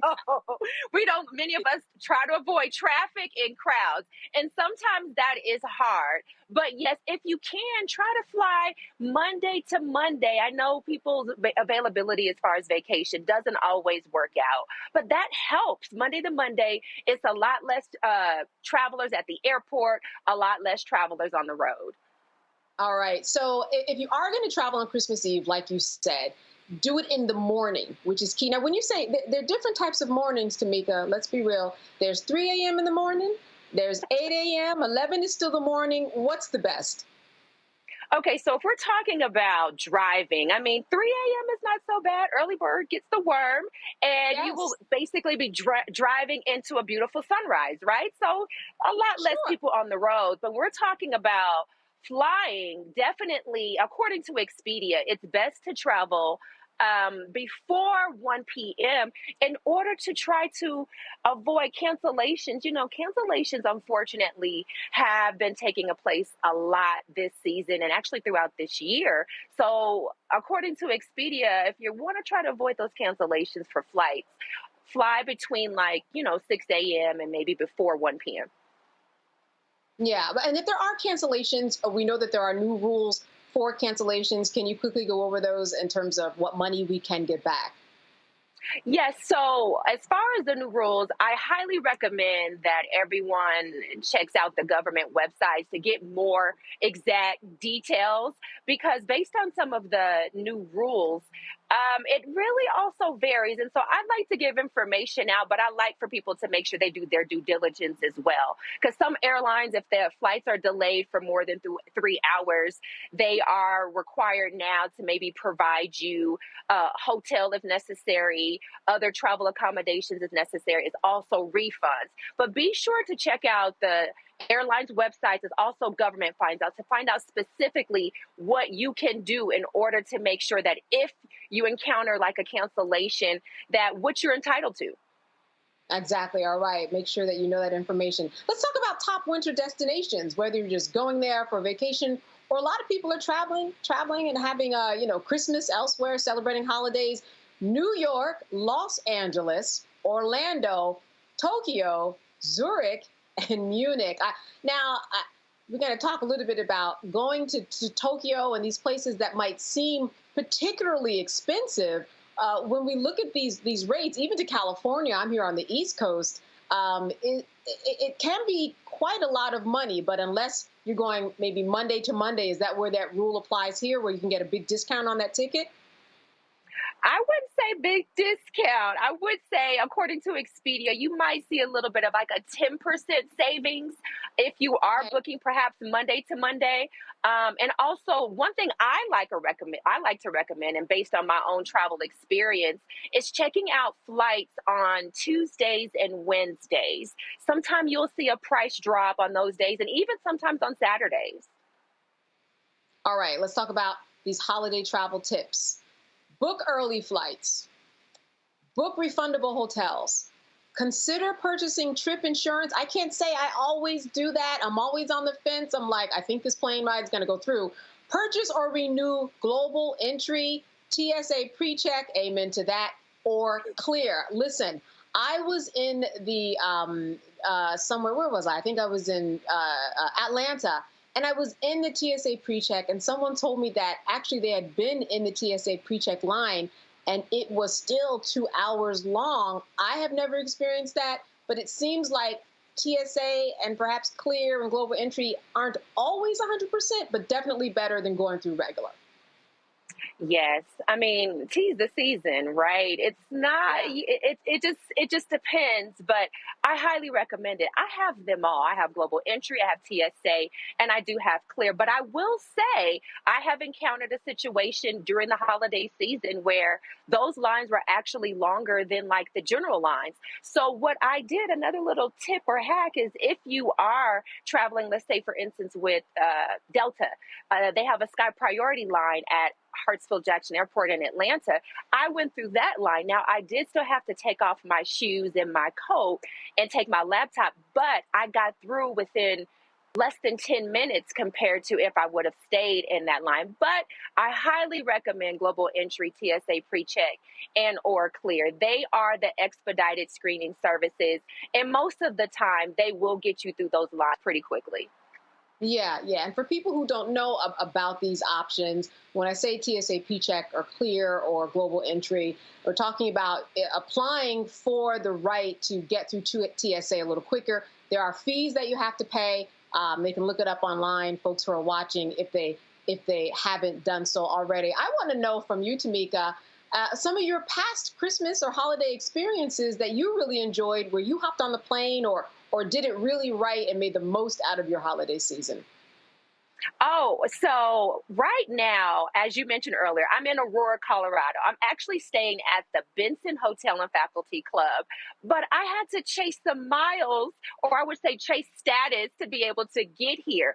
So what I did was, of course, I took advantage of my TSA PreCheck, and I also have digital ID. That is another expedited service that's offered with Delta Airlines, as well as if you have TSA PreCheck. Got through the line within a few minutes. Hopped on a plane here to Denver, landed at Denver International Airport, and 20-minute drive here to Aurora. But here I'm staying at this beautiful hotel that happened to have some good deals. I'm staying in this beautiful suite that is a Christmas holiday suite. So that's something that many travelers can look out for. If you're just looking for a quick weekend getaway or even perhaps a staycation, look for hotels that are offering some holiday themed rooms or suites to add to the whole experience, and check around the area for other pop-up bars or pop-up events that's happening in the area. So Colorado is near and dear to my heart because it happens to be where I'm from originally. So I spend a lot of time out here. But separate from here, I was just in the beautiful island nation of Fiji, another gorgeous location. Yes, it is phenomenal. And I flew from Atlanta to Los Angeles and from Los Angeles to Fiji. Now, one great thing that's happening with Fiji Airways is they're starting a new nonstop on Delta Airlines 3 days a week, Tuesdays, Thursdays, as well as Saturdays, I believe starting December 10th. So now those of us that don't have to travel so far to the West Coast now to be able to hop on a plane to Fiji, and it is absolutely stunning. And you know what? It's actually the people who are people of color, people who look like us. It's the hospitality they provide that makes the experience even more memorable. Wow. Wow. Listen, if somebody's going to travel right, Tamika, it's going to be you. I want to thank you so much for giving us all these great holiday tips. Wonderful and great to see you. So good to see you too. Thank you for having me. Yes, and enjoy your staycation. All right. Thank I also you. want to thank our panelists for tonight, Michael, Joy, and Matt. As always, good seeing you. Spirited conversation. Thank you. Great job, Candace. Be with us today. Great job. All right. All right. Let me just say on travel, Costco Travel, look into it. It's amazing. I just did an international trip. Chef's kiss. Really? All right. All right. Costco, somebody's bookmarking it out right there. All right. Good to see all of you. All right. On another note, as we close, we told you that Roland was in California attending a memorial service for Frankie Beverly, who died in September. Roland sat down with the music maestro years ago, and here's that simply amazing conversation with Frankie Beverly.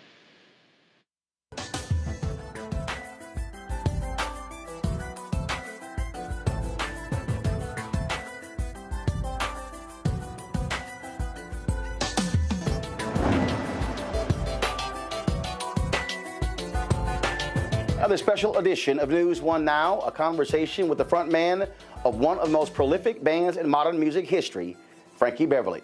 We'll chat about his musical roots, the evolution of Maze, the unique relationship Maze has with a loyal African-American fan base, and the foundation for their illustrious music career. For 40 years, Frankie Beverly has been the voice behind the band's amazing, unfiltered soul and funk.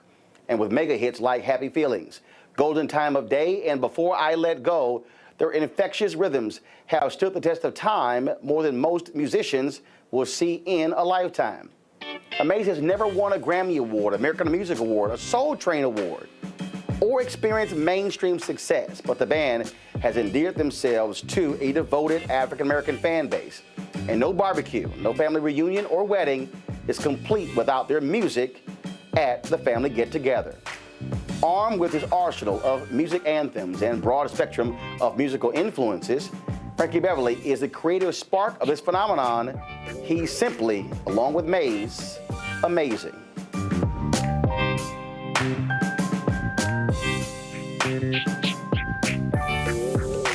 Music that has always been a part of the movement socially, what's been going on. They do feel-good music, but they also do soul music that speaks to the generation. It speaks to what's going on in the news, socially. I think we need to kind of get back to that too.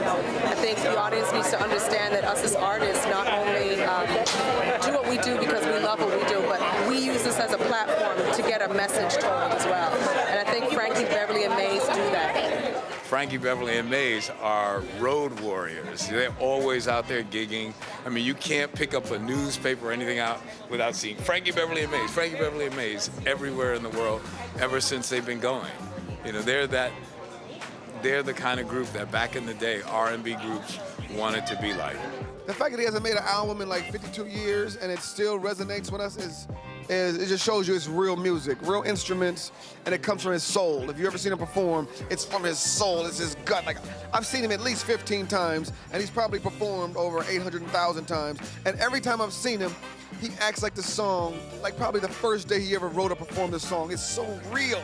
I mean, I remember growing up and, you know, my parents playing it in the house and also just going to so many jazz, like Sinbad's jazz festivals. I used to go to that and Sinbad would have them there. And it just brings back great memories of good R&B, you know what I mean? Favorite Frankie Beverly and Maze song of all time is Golden Time of the Day.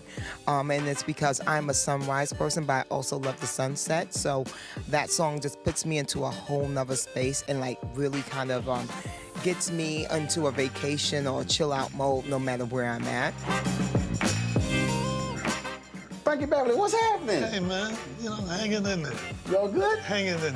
Y'all been at this thing a long time. Yeah. And what's interesting is, and I'll never forget, you were performing in Dallas, and Gap Band came on before you guys came on, and you came out there and you said, hey, we're working on this new album. And the whole audience cracked up laughing. They just cracked up laughing like, man, whatever. You know what? Sing what we know. Yeah, you know, that is true. And it's a deeper relationship between Maze and their people. I can't put my finger on it, but I recognize it and I see it. So that's why they don't care. Yes, they want something new, but it's not the old record business kind of thing. Hey, you better put something out soon, otherwise people will forget you and blah. But that never happened with us. So, and it's turned into what you see now. It amazes me to this day, man. The reason why I like Joy and Pain is because that's what their music is. Their music is about happiness. Their music is about sadness. It's about reflection. It makes you feel good. It evokes emotions. And, you know, it's not bad backyard barbecue music. Yeah, we love Frankie Beverly and Maze. One of the reasons we love art as a collective, as humanity, is because we recognize the highs and lows, and we see ourselves in it, and Frankie Beverly and Maze is not just musical and lyrical. Before I let go, I feel like, I mean, that's just like family reunion. That just brings back all the nostalgic moments in my head, you know? It's just like, that's the song that everyone knows. That's the cape. So before I let go, I think, so yeah. You can't pick one. Everything about them is fabulous. What would you say it is that what makes your music so unique that touches people in a different way? Love. It's gotta be love. It's bigger stuff going on than this is not just us. or me or something. There's some other things going on in the background. We have a helper that does this for us. I believe that. I'm a believer. I believe in Jesus. And it's about that to me. It's about love. That's the difference between Maze and Maze's people. I look out on this, man, and I see people getting along.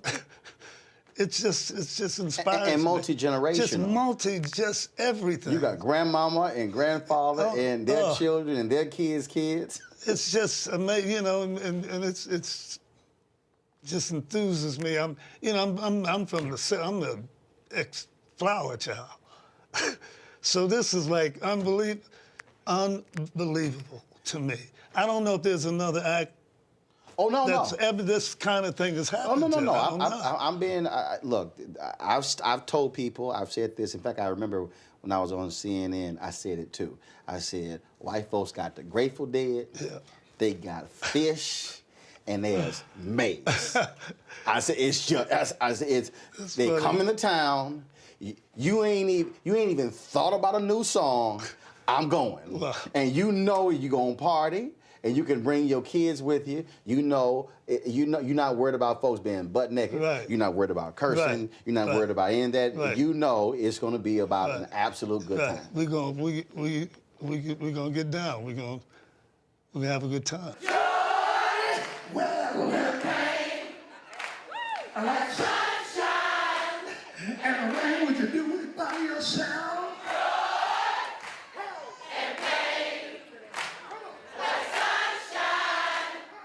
So when you're singing and the whole joint is singing the lyrics, and you can just stand there and just you can literally walk off stage, go get some water, go get something to eat. You can actually take a nap. Because all the band got to do is just switch the song. They gonna start singing whatever the band. You're right. I mean, you're actually right. I mean, there's times when I'm hoarse and stuff, and that just saves me. The people just, you know, y'all sing. Okay, we got it. Sing it with all your might. Joy, well, there came like sunshine and rain. Sing it with me right now. Joy.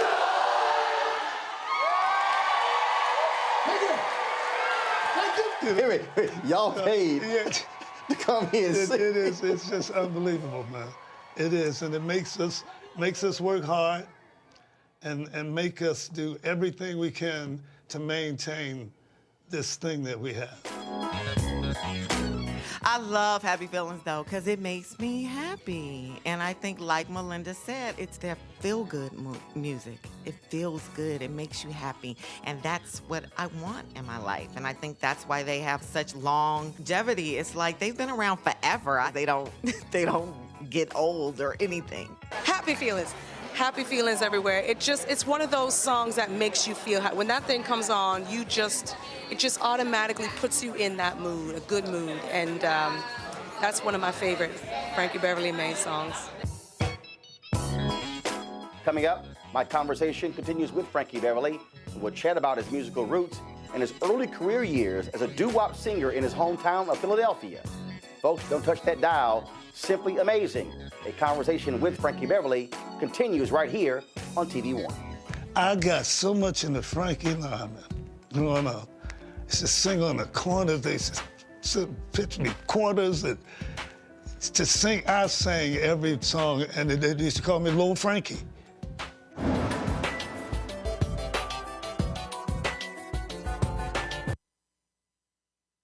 Hi, I'm Isaac Hayes III, founder and CEO of Fanbase.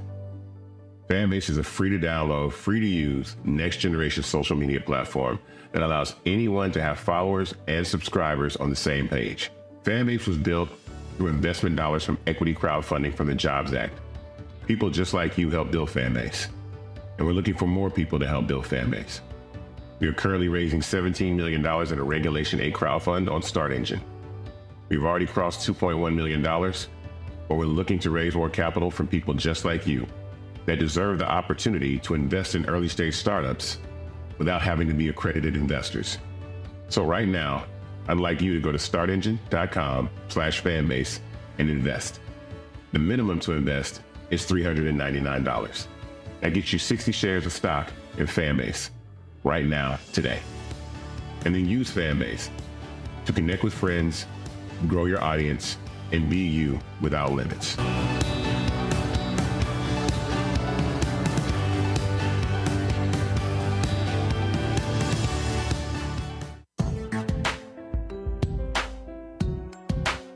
Frankie Beverly and Maze is I don't want to curse, but I really feel it. I just love them. I saw them in Vegas not that long ago, and I sang every song, and I'm like, am I dating myself? I don't care. I'm singing every song. I had the great time. What makes them special is the fact that they've been able to have a career that lasts, my lifetime. I mean, not too many people get to make music that is going to transcend generations, and their music continues to transcend, so it's great. My favorite Frankie Beverly and Maze song, Before I Let Go. Been in 5 weddings in the last 3 years, and that's the perfect reception song. Everyone's on the dance floor, your grandmother, your aunt, your uncles, the kids. It's the perfect reception, family reunion song. It just sums it all up.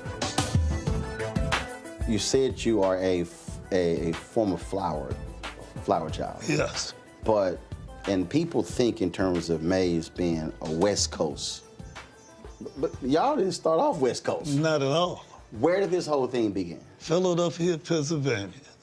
That is not West Coast. Trust me, it is not West Coast. A great city. Glad I was born and raised. Raised there kind of prepares you for what life is. Some of the greatest music ever. Down and dirty people, straight up. It's a good place to be raised because it really teaches you what you're gonna have to go through in life. And the same thing in everything you do. In music, same thing. I used to sing in the church till about the time Frankie Lyman came. That just turned my whole life around. How so? He got me. My name is Howard. My name is not Frankie. My mother named me that ugly ass name, Howard. Howard Beverly? Howard. I got so much into Frankie Lyman growing up. I used to sing on the corners. They used to pitch me quarters and to sing. I sang every song, and they used to call me Little Frankie. So. And that's how you became here I am. Frankie Beverly. I mean, this cat had me tooth and nails, man. He just turned my whole life around. That's who Frankie Beverly is, where I came from. Yeah, Philadelphia.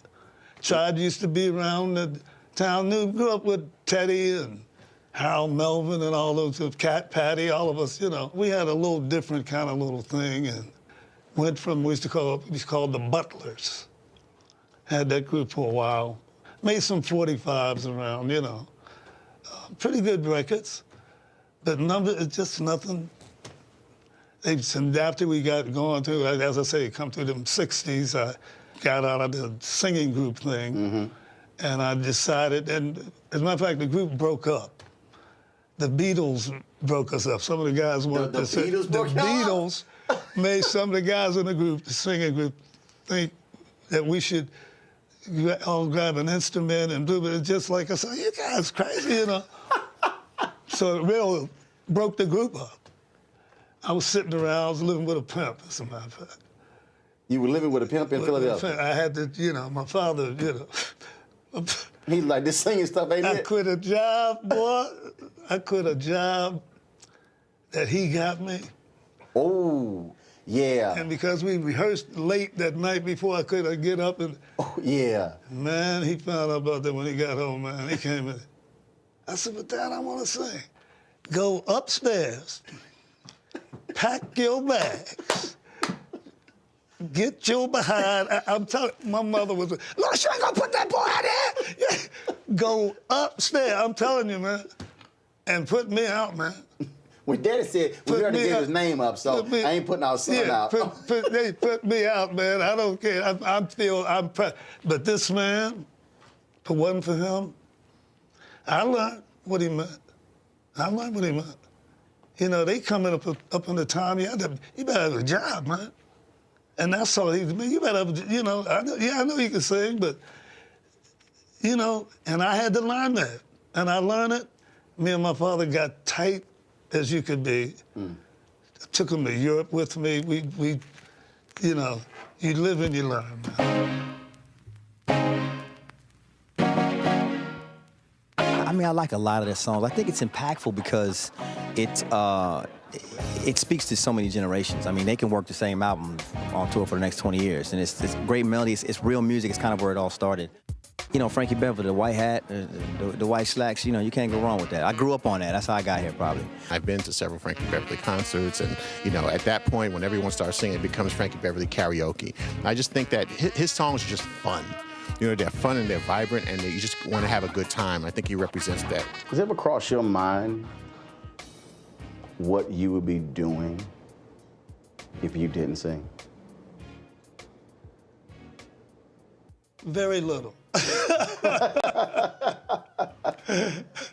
It crosses my line. The reason I ask that question because there are a lot of people who had a dream of singing, but they gave up. They quit. They gave in. They didn't persevere. And they may be watching this. They may have passed on, and they are 68, 70, and they have regrets. I can't imagine that because that's what made me stay. That's what made me stay, man. And I'll say to anybody, don't you dare, man. Like more than most people, like you say, don't pursue the gift that was given up. No matter the field. The gift, whatever. All of us have a thing. All of us. And some of us know it too, and you know, yeah, it's hard. Yeah, it's hard. We talk about instruments, we're talking about music, we're talking about doing you. Who do you like to listen to? You know, where I'm at now in my life, I'm an old schooler. I like jazz more than ever in my life. I play a lot. I love Miles Davis. I love his temperament, his whole thing. But I will also go on like international stations and hear what other people do too. I'm not, you know, a hit breaker type thing. I'm not so much into that. I like all sorts of music. Yeah. I don't have, if I have to go with people that I really love, and I would have to be old school. You know, I like the older singing, the older Sarah Vaughan and stuff like that. Like I said, Charlie Parker I love too. You know, I just kind of really like that, and the great songs. You know, it's just more or less that than what today's thing is. Laid back kind of girl, you know what I mean? Because I'm a laid back kind of guy, so I like a laid back kind of girl. And you can go Joy and Pain, you can just go on and on, you know what I mean? Golden Time of the Day. You know, every song just touches on everything, every emotion that's inside of you. And, you know, I always love seeing them in concert, and until the day they stop singing music, I'm going to continue to listen to them and continue to go to their concerts. I'm not going to pick one. That's like picking your favorite child. You can't do that. Who's your favorite child? Come on. You can't pick one. You can't pick one. It's an impossible question. You can't. No way. My favorite song, I don't know. It's a lot of them. That's kind of hard. After the morning after. Know that one? Oh, after the night before. You trying to get me to sing, huh? I like that one.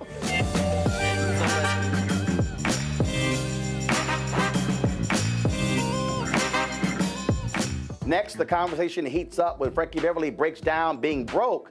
So broke, in fact, that he had to live with a pimp. Yeah, you heard me right. Wait until you hear this story. Plus, the soulful singer Marvin Gaye helped him get his financial footing and bring Frankie Beverly and Maze to life. Folks, you're watching Simply Amazing, a conversation with Frankie Beverly right here on TV One. He originally wanted to produce a record on us. And so years went by, and the man was taking care of us. He bought us new equipment, paid about a year back rent, because we didn't have much, man. We all lived together.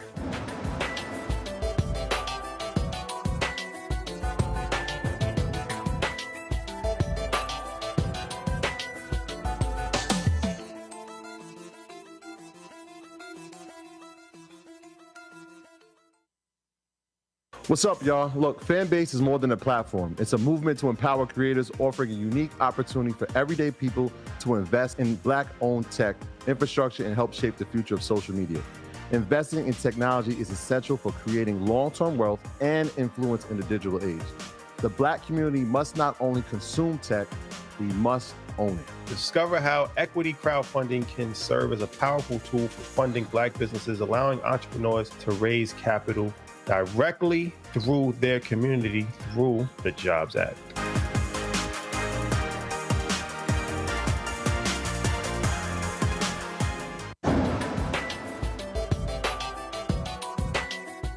So you're living with this pimp in Philadelphia. Yeah. And then what happens? Well, I was distraught because the group broke up.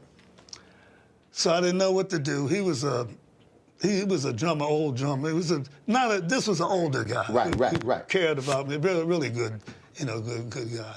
So, and he suggested one night, him and another fella, said, man, let's take you up to Eastern Pennsylvania. I want you to see Hal Melvin and the. I said, I know them, I remember them. But when I knew Hal Melvin, they were just a singing group.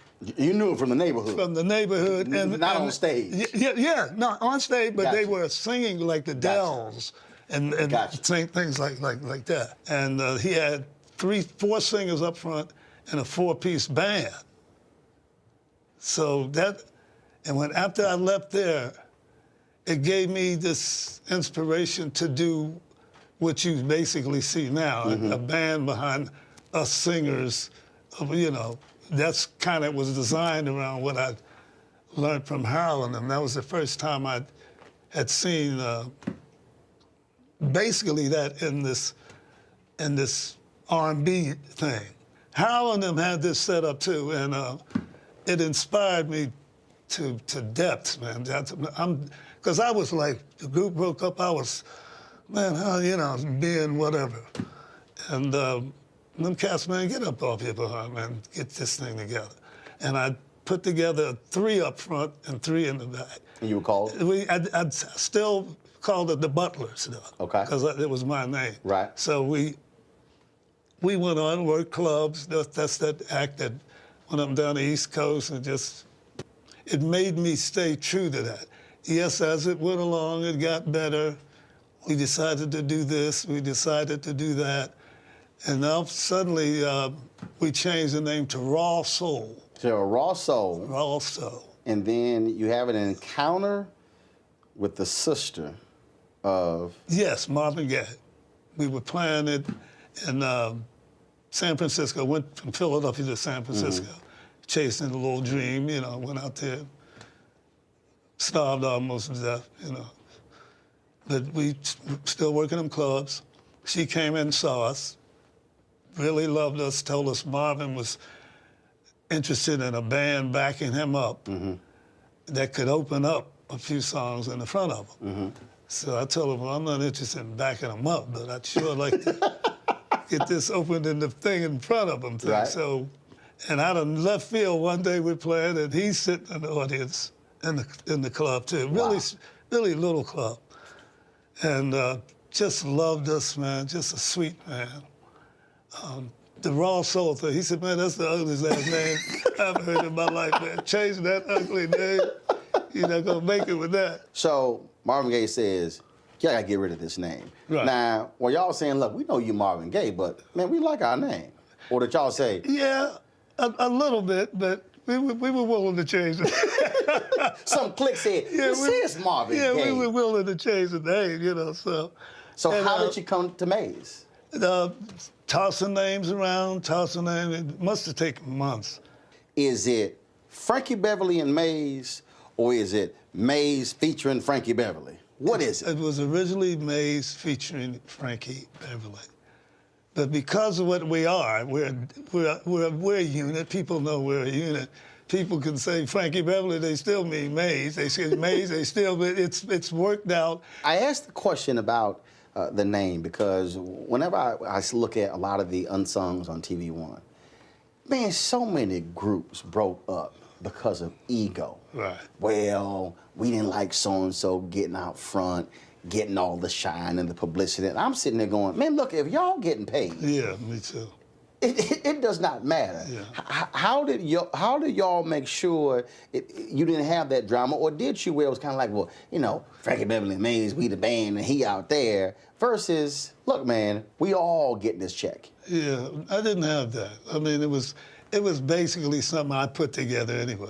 So there was a respect for that anyway. I mean, no, I never had that. But how do you respond to that when you've known acts and they were phenomenal groups? Yeah. Then all of a sudden somebody leaves, they're not as big as a solo singer, and you're going, you broke up a good thing? Yeah, I never understand that. I mean, I don't want to mention names. I've never understood how certain acts that I remember sitting here in my own mind couldn't get that together. I mean, even if it's a question of, okay, feature him. Why not? So? I mean, it's, you know, you're not going to get no less than what you're supposed to get. It's not going to change or nothing.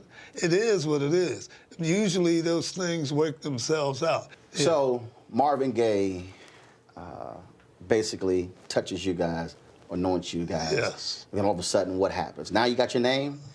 Now you got the blessing of Marvin. Yes. Things take off. Well, not immediately, because he wanted to produce us. Mm-hmm. He originally wanted to produce a record on us. And so years went by, and the man was taking care of us. He bought us new equipment, paid about a year back rent, because we didn't have much, man. We all lived together, and How many? About 8 of us. 8 of y'all living in one place? Yeah. Marvin sat me down one day, Frank, hold on, man. You know I love you. Blah, blah, blah. Of course, man. Blah, blah. Listen, man, I can't do what I was normally trying to do. And you know, I'm an artist myself. I'm an artist. I mean, if I get a great song, I ain't giving it to you. He's short. You know, and I understand that. Trust me, I'm the same way. But he was honest with me, man. He said, man, I'll whatever you need, I'll help you. But man, you know, try to do your thing. You know, send demos, or, you know. He was very, very honest with me. He was honest, yeah. But surely you were sitting there thinking, okay, I appreciate the honesty, but okay, what we gonna do now? No, because we had kind of made a name for ourselves in the clubs. Again, you know, we had, you know, this thing that we've done all our lives still helped us maintain ourselves. So we were okay. I know he was a good man, and so no, I didn't even trip like that. We sent demos around, and wasn't even maybe over a year. That's long to have a demo floating around. But Larkin calls me one day. Hey man, you Frankie Beverly? Yeah. I gotta have this, man. This is the blip blip blip and all this, man. You know, my then manager was with me. And I handed the phone to him because I had heard this mess before. You know, I handed the phone to him, man. And he's talking, yeah, blah blah blah blah. And I'm looking up at him. He said, yeah. And I said, is he serious? And he said, the first album, Larkin, he was real. He really was. When he met me, he was, man, yeah, this is the blah, blah, blah. He's always just like, wow, I hope I come through for this guy, you know. But no, he signed us. I had never produced an album, and I want to produce the album. Man, you can produce whatever you want to do, you know. And I kind of want to keep my publish, you know. You can have all your everything, man. Okay. Everything. And that's God right there. Didn't I say that? Because that is not a music business story. Hey, man. Hey. This is for real. First hit record? First hit record was Wall Malone. Wasn't big, but the first album overtook any single that we put out there. Mm-hmm. That's why Happy Feelings was never a single. They left Happy Feelings on the album because that was like killing. Have you ever wondered what the logo for Maze means? Well, you'll find out after the break when Frankie Beverly fills us in on the significance of the seven-fingered hand. He also takes me on his trip to stardom and shares why he thinks folks in the South have shown Maze so much love over the years, and why the band is America's best-kept secret, although black folks, we know what the secret sauce is. You're watching Simply Amazing, a conversation with Frankie Beverly on TV One.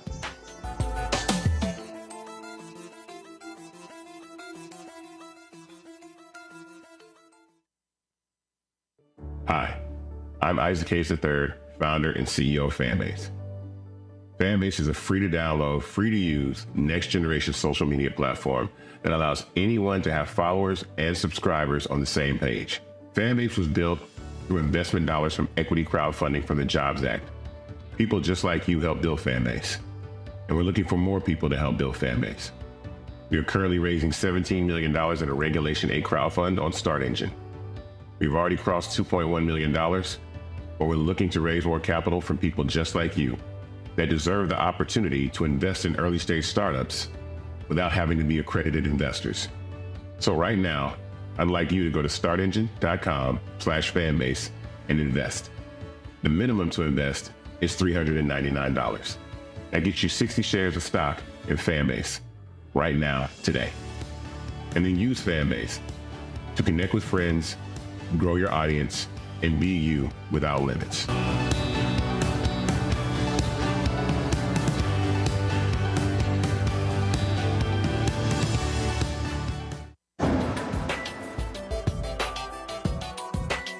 To really get Frankie Beverly, aside from the many, many great records, is to be at a live Frankie Beverly show, particularly in the South, and watch the whole audience turn into like the most incredible choir that you never knew existed. So that's what happens at a Frankie Beverly concert. Everybody sings along. It feels so good. Woo! Thank God for them Southern girls and all that other great Frankie Beverly. You make me happy and all that. Woo! So Frankie, what's up with the logo? So, 6 fingers, 7 fingers, what's the deal? Yeah, it's actually 6 fingers and 1 thumb. Obviously, That's a big hand. Because there were 7 of us in the band. Right. And that's where that came from. Yeah. And you're the thumb. I'm the thumb. So that's why it's 6 fingers and 1 thumb. So when folks get out of hand, you push that thumb down on them, I got and you keep them straight. I'm a strong. You're the taskmaster. But yeah, and again, you know, like I said, that hand, if you go, that's a maze too. You can go all the way to. We had contests for people winning that, as a matter of fact. Yeah. So it all works out again. It all makes sense, and it all does its thing. Well, it's worked thus far. Yeah, man, it has. All right. I guess you might as well stay with it. Yeah, I think so. think so, man. All right, cool. Yeah. When did you really say, okay, I think we made it? It was quite easy, actually.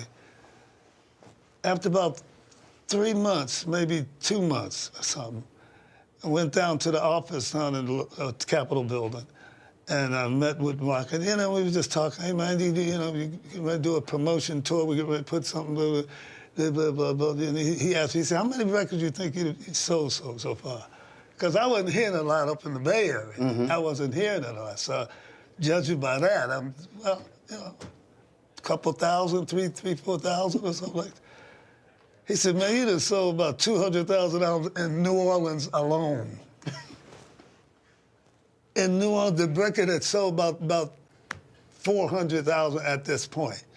Something like that. It was really up and half of it came out of the New Orleans, Texas area. Yeah.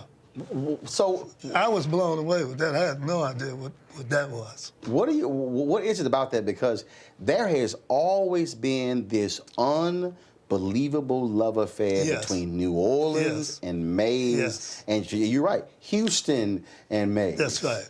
Very, very unusual, man. That's why I said, you know, man, I'm blessed. This ain't me. This ain't just me. That's the way I look at it. Earlier you talked about when performing, you said, look, man, when you had to go out there, you had to compete. Was there a particular singer or group who was on the same bill with y'all where you said, okay, we gonna have to bring it because they own it? I mean, Eddie LaVert said whenever they would go out and with the Temptations and the Four Tops and the Spinners, and cats were like, yeah, y'all gonna have to do a little something because we just hit the joint off. You know, it was a few that was like that in my day. Who? Oh, the Commodores, War, oh my goodness, you know, the Fire, back in those hippie days, Slide, you better bring it, you better not be messing around. They embarrass you, you know, so, but again, all of that stuff winds up helping you and making you just like that. To this day, I don't care who's on in front of me or what they did. I've heard so many different stories how a lot of artists today, they don't want that kind of competition on the bill with them. Yeah, that's ridiculous to me. That's ridiculous. You're not gonna go nowhere then. You're not gonna, that's absurd to me. You gotta, that's what's gonna make you what you are, depending on you. This ball's in your court. You know, depending on you, you become a person. Eddie LaVert, for instance, right now, Eddie LaVert don't care who go in front or back it up. He don't care, man. And I know exactly what he mean. I don't care. I sometimes, if the show is too big, got 2 minutes, I don't even want to hear what's going on. I don't see it, the show anyway, when I'm in the dressing room. Right. But sometimes I can hear the show. And sometimes I just don't care. I don't want to even care. I don't want to have nothing to compare it with. We just go out there and do what we gonna do.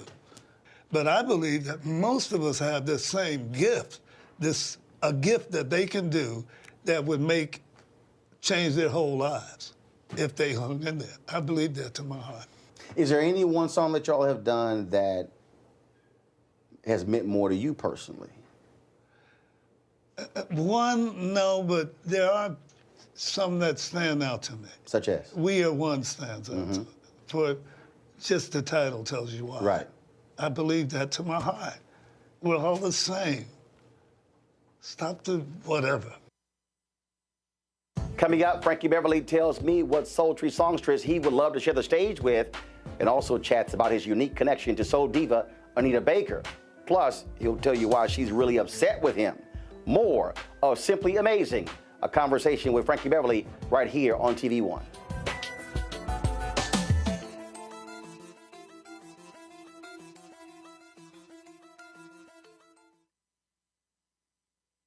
Hi, I'm Isaac Hayes III, founder and CEO of Fanbase. Fanbase is a free-to-download, free-to-use, next-generation social media platform that allows anyone to have followers and subscribers on the same page. Fanbase was built through investment dollars from equity crowdfunding from the Jobs Act. People just like you help build Fanbase, and we're looking for more people to help build Fanbase. We are currently raising $17 million in a Regulation A crowdfund on StartEngine. We've already crossed $2.1 million, but we're looking to raise more capital from people just like you that deserve the opportunity to invest in early-stage startups without having to be accredited investors. So right now, I'd like you to go to startengine.com/fanbase and invest. The minimum to invest is $399. That gets you 60 shares of stock in Fanbase right now, today. And then use Fanbase to connect with friends, grow your audience, and be you without limits.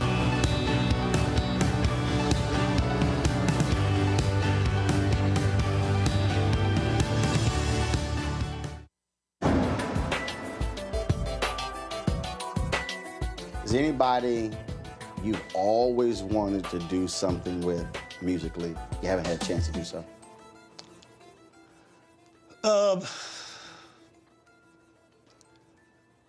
Sade. Ooh. And I tell you why I said that, because I've always liked her music and stuff too, but I never met her. Never met her, and I heard her one day doing an interview and talking about, they asked, well, who's your favorite? Oh, Frankie Beverly's, blah, blah, blah, blah. I would love to tour. Blah, blah. Oh, like, and we tried to put that together, but it was so hard. You know, she's, you know, she's a free spirit. I manage my thing. We don't have managers and stuff. So if I can decide, hey man, yeah, I'll take that break to get a chance to do boom, boom, boom, boom, boom. I can do that. She can't probably do that. They're gonna inflate stuff where it's impossible to put it together. Right. And she can't say nothing about it. But I believe that would have been a great tour, man. Oh, we might have to hook that up. I think that's just, wow. And I never met her, but I heard her speak beautifully about us, and that made me at least try to put this together. And it got off to a pretty good start, but then then I could see what was going on. Tell me about a song you've done that has a connection to Anita Baker. The Morning After. I wrote that song for her. Mm-hmm. We had talked and she was talking about, why don't you write me that? And because that's like a woman's, she's the one that's concerned. When you do stuff like that happens, I thought from a woman's point of view, I thought that's what would be great for her. And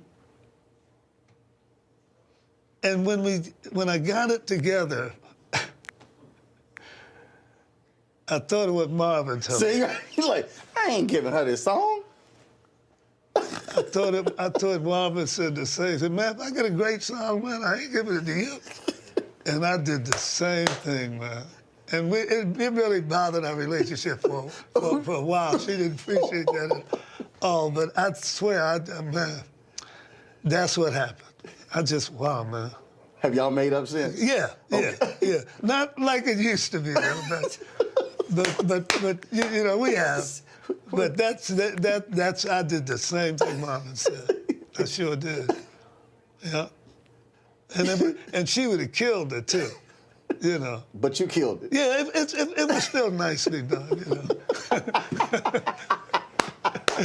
Are there any songs you've done for other artists that the public may not realize you did it? You wrote it? No, that's another thing. You just kept all of them. Just like Marv. That's why I related to what he was telling me. I thought even at that young time when he was talking that, wow, that sounds like me. I don't want to be. I don't want a label telling me, well, man, you better put something out there before wait a minute. So and put something out there that people don't like, and you ain't ready to put something out there. That's what you're telling me to do, So I wanted to be always in that sort of a position with the music, the kind of music you want to do. That's very, very important, man. People want to mess around in that have no business in that. And artists, you do what you do. Do what you do. Nobody else does that but you. Develop your thing, It's over. It's over then. Because all you have to do is be you. I used to talk about, to a lot of people, and they were always stunned by this, how phenomenal Maze was, yet never got recognized. I was on the internet one day and I went, hey man, they never won a Grammy? Soul Train Award? American Music Award? I went a Blockbuster Award? I went through, and it was stunning to me, again, this reaction, this love from the audience. And then y'all get honored by the Trumpet Awards. Was that one of the first? That was the first. That was the first major award. That was the first. Because I think it was three of you. Yeah, me, Bug, and Rome. Yeah. And The original guys. Y'all were very emotional that day. Yeah, it was. I think the audience made me more, emotional, because obviously at this point, that's not a big deal to us anymore. Yeah, it was like, it's a nice gesture and all that stuff, but when you wait this long, you've gotten over that. So I was more, it's nice of these people to do this. Our fans love it probably more than what we do. And then you guys got honored by BET Honors, finally. That's right. And again, what I found to be amazing was this whole new generation of folks who were partying like. Wow, man. So y'all had stuff coming out they weren't even here. They weren't even. A lot of them were not even thoughts. But again, it was this multi-generational love and appreciation. Yeah, this and it never ceases. It's like night after night. Because during the show, I was saying, how many of y'all seeing us for the very first time? Some places it's a quarter of the place, or that's a lot. And I'm like, wow, that's young people, man. I mean, I see them all up front now. I'm like, how do they know happy feelings? Well, because one, I don't care who you are right now. Trust me, Frankie, this is no lie. I've said this to many a DJ where I've been at a party where it was boring, it was whack. I said, look at here. I need y'all to put on Before I Let Go. And I said, I'm telling you, this party about to get started. And once they hear that intro, boom, the party goes crazy. Yeah, man. That's what I'm talking about. Man. What can you do with that? There's no way I can complain about any way this thing is going. We have done astronomical. Next, Frankie Beverly opens up about battling vocal stress and how wearing all white linen outfits and his signature baseball caps on stage became his signature look. You're watching Simply Amazing, a conversation with Frankie Beverly right here on TV One.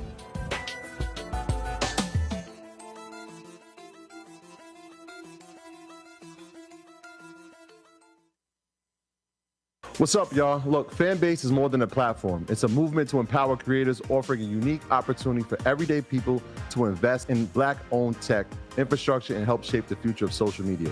Investing in technology is essential for creating long-term wealth and influence in the digital age. The Black community must not only consume tech, we must own it. Discover how equity crowdfunding can serve as a powerful tool for funding Black businesses, allowing entrepreneurs to raise capital directly through their community through the Jobs Act.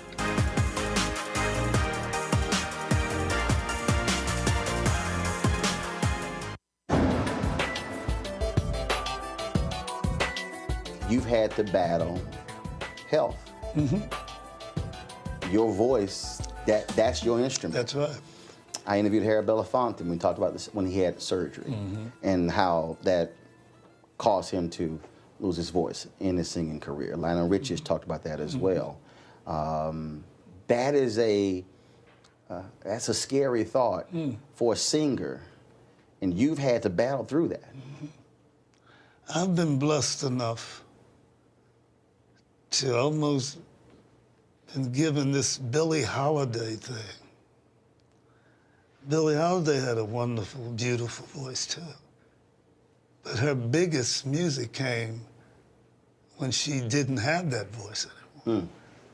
God bless the child, is when she had made herself find another way to get around this problem. As much as I've been thinking about the last 50 years, I was 15 years old when I saw it. 50 years of this, you're gonna have some voice trouble. You're gonna have some. And the only people that don't get voice trouble are the people that don't work. The acts that don't work a lot, yes, you say, damn, they can still, wow, listen to that. They don't work. The acts that work, tour, all the time, you're gonna get voice problems. It comes with the territory. what I've been blessed with, man, is sometimes he works it out for me. And I've learned how to do this thing and still get you. I don't know how. All I know is this is very, very real. Some nights I think, wow. Because it comes and it goes. It's one of them things. It's not, thank God it's not cancer. It's not, it's just road rage. Right. Weariness. Yeah, it's just wear and tear. You know, that's what it is. It's a tread on a tire. It is, man. So, and sometimes it's better than what I think it's going to be. So I've learned man, just get on out there, man. I don't know how many times I've seen you off stage, and you got all black on. And then you got all white on stage.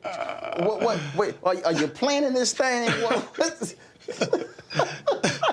You know, that was a people thing anyway. If you look back if you remember that far back, you know, but I had a bunch of stuff that I used to wear. It wasn't an all-white thing. So where did the all-white thing come from? The people, I would get off stage some places, you didn't wear white tonight, right? You know, people would say that to me. And I'm saying, what's the white thing? You know, so, and I decided, well, okay, if they want me in white, I'll just wear white. What do you want people to always remember about Frankie Beverly and Maze? That it's the real deal. That we love them. Our music speaks for itself. I care about people. I care about my brothers and sisters. People mean a lot to me. It's just always been a people person. I've gotten breaks in my life. And the one thing is just, you know, is this thing called love.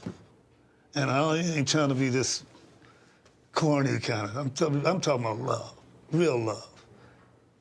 Love is the key. Somebody say love is the key. And that's, remember whatever happened, remember Maze and remember me for love. Well, Howard. Yeah. Frankie, man, it was a pleasure. It was a pleasure. All right, man. I always appreciate good chatting it, man. with you. Appreciate it, man. You're All right, always too. there, too, man. I appreciate it. Yeah, you're always there, man. So how do you put 40 years into 1 hour? Well, we certainly hope you enjoyed our effort to explain what is it about Frankie Beverly and Maze that black folks love so much. Their sound is certainly unique. They are different. I mean, imagine any other group not putting out a new album in more than 25 years.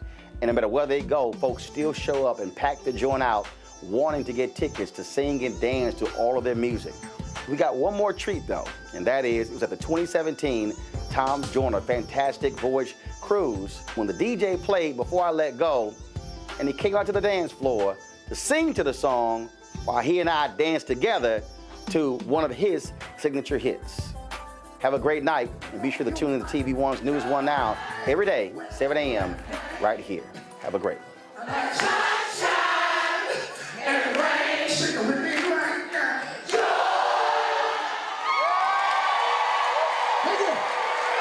Thank you.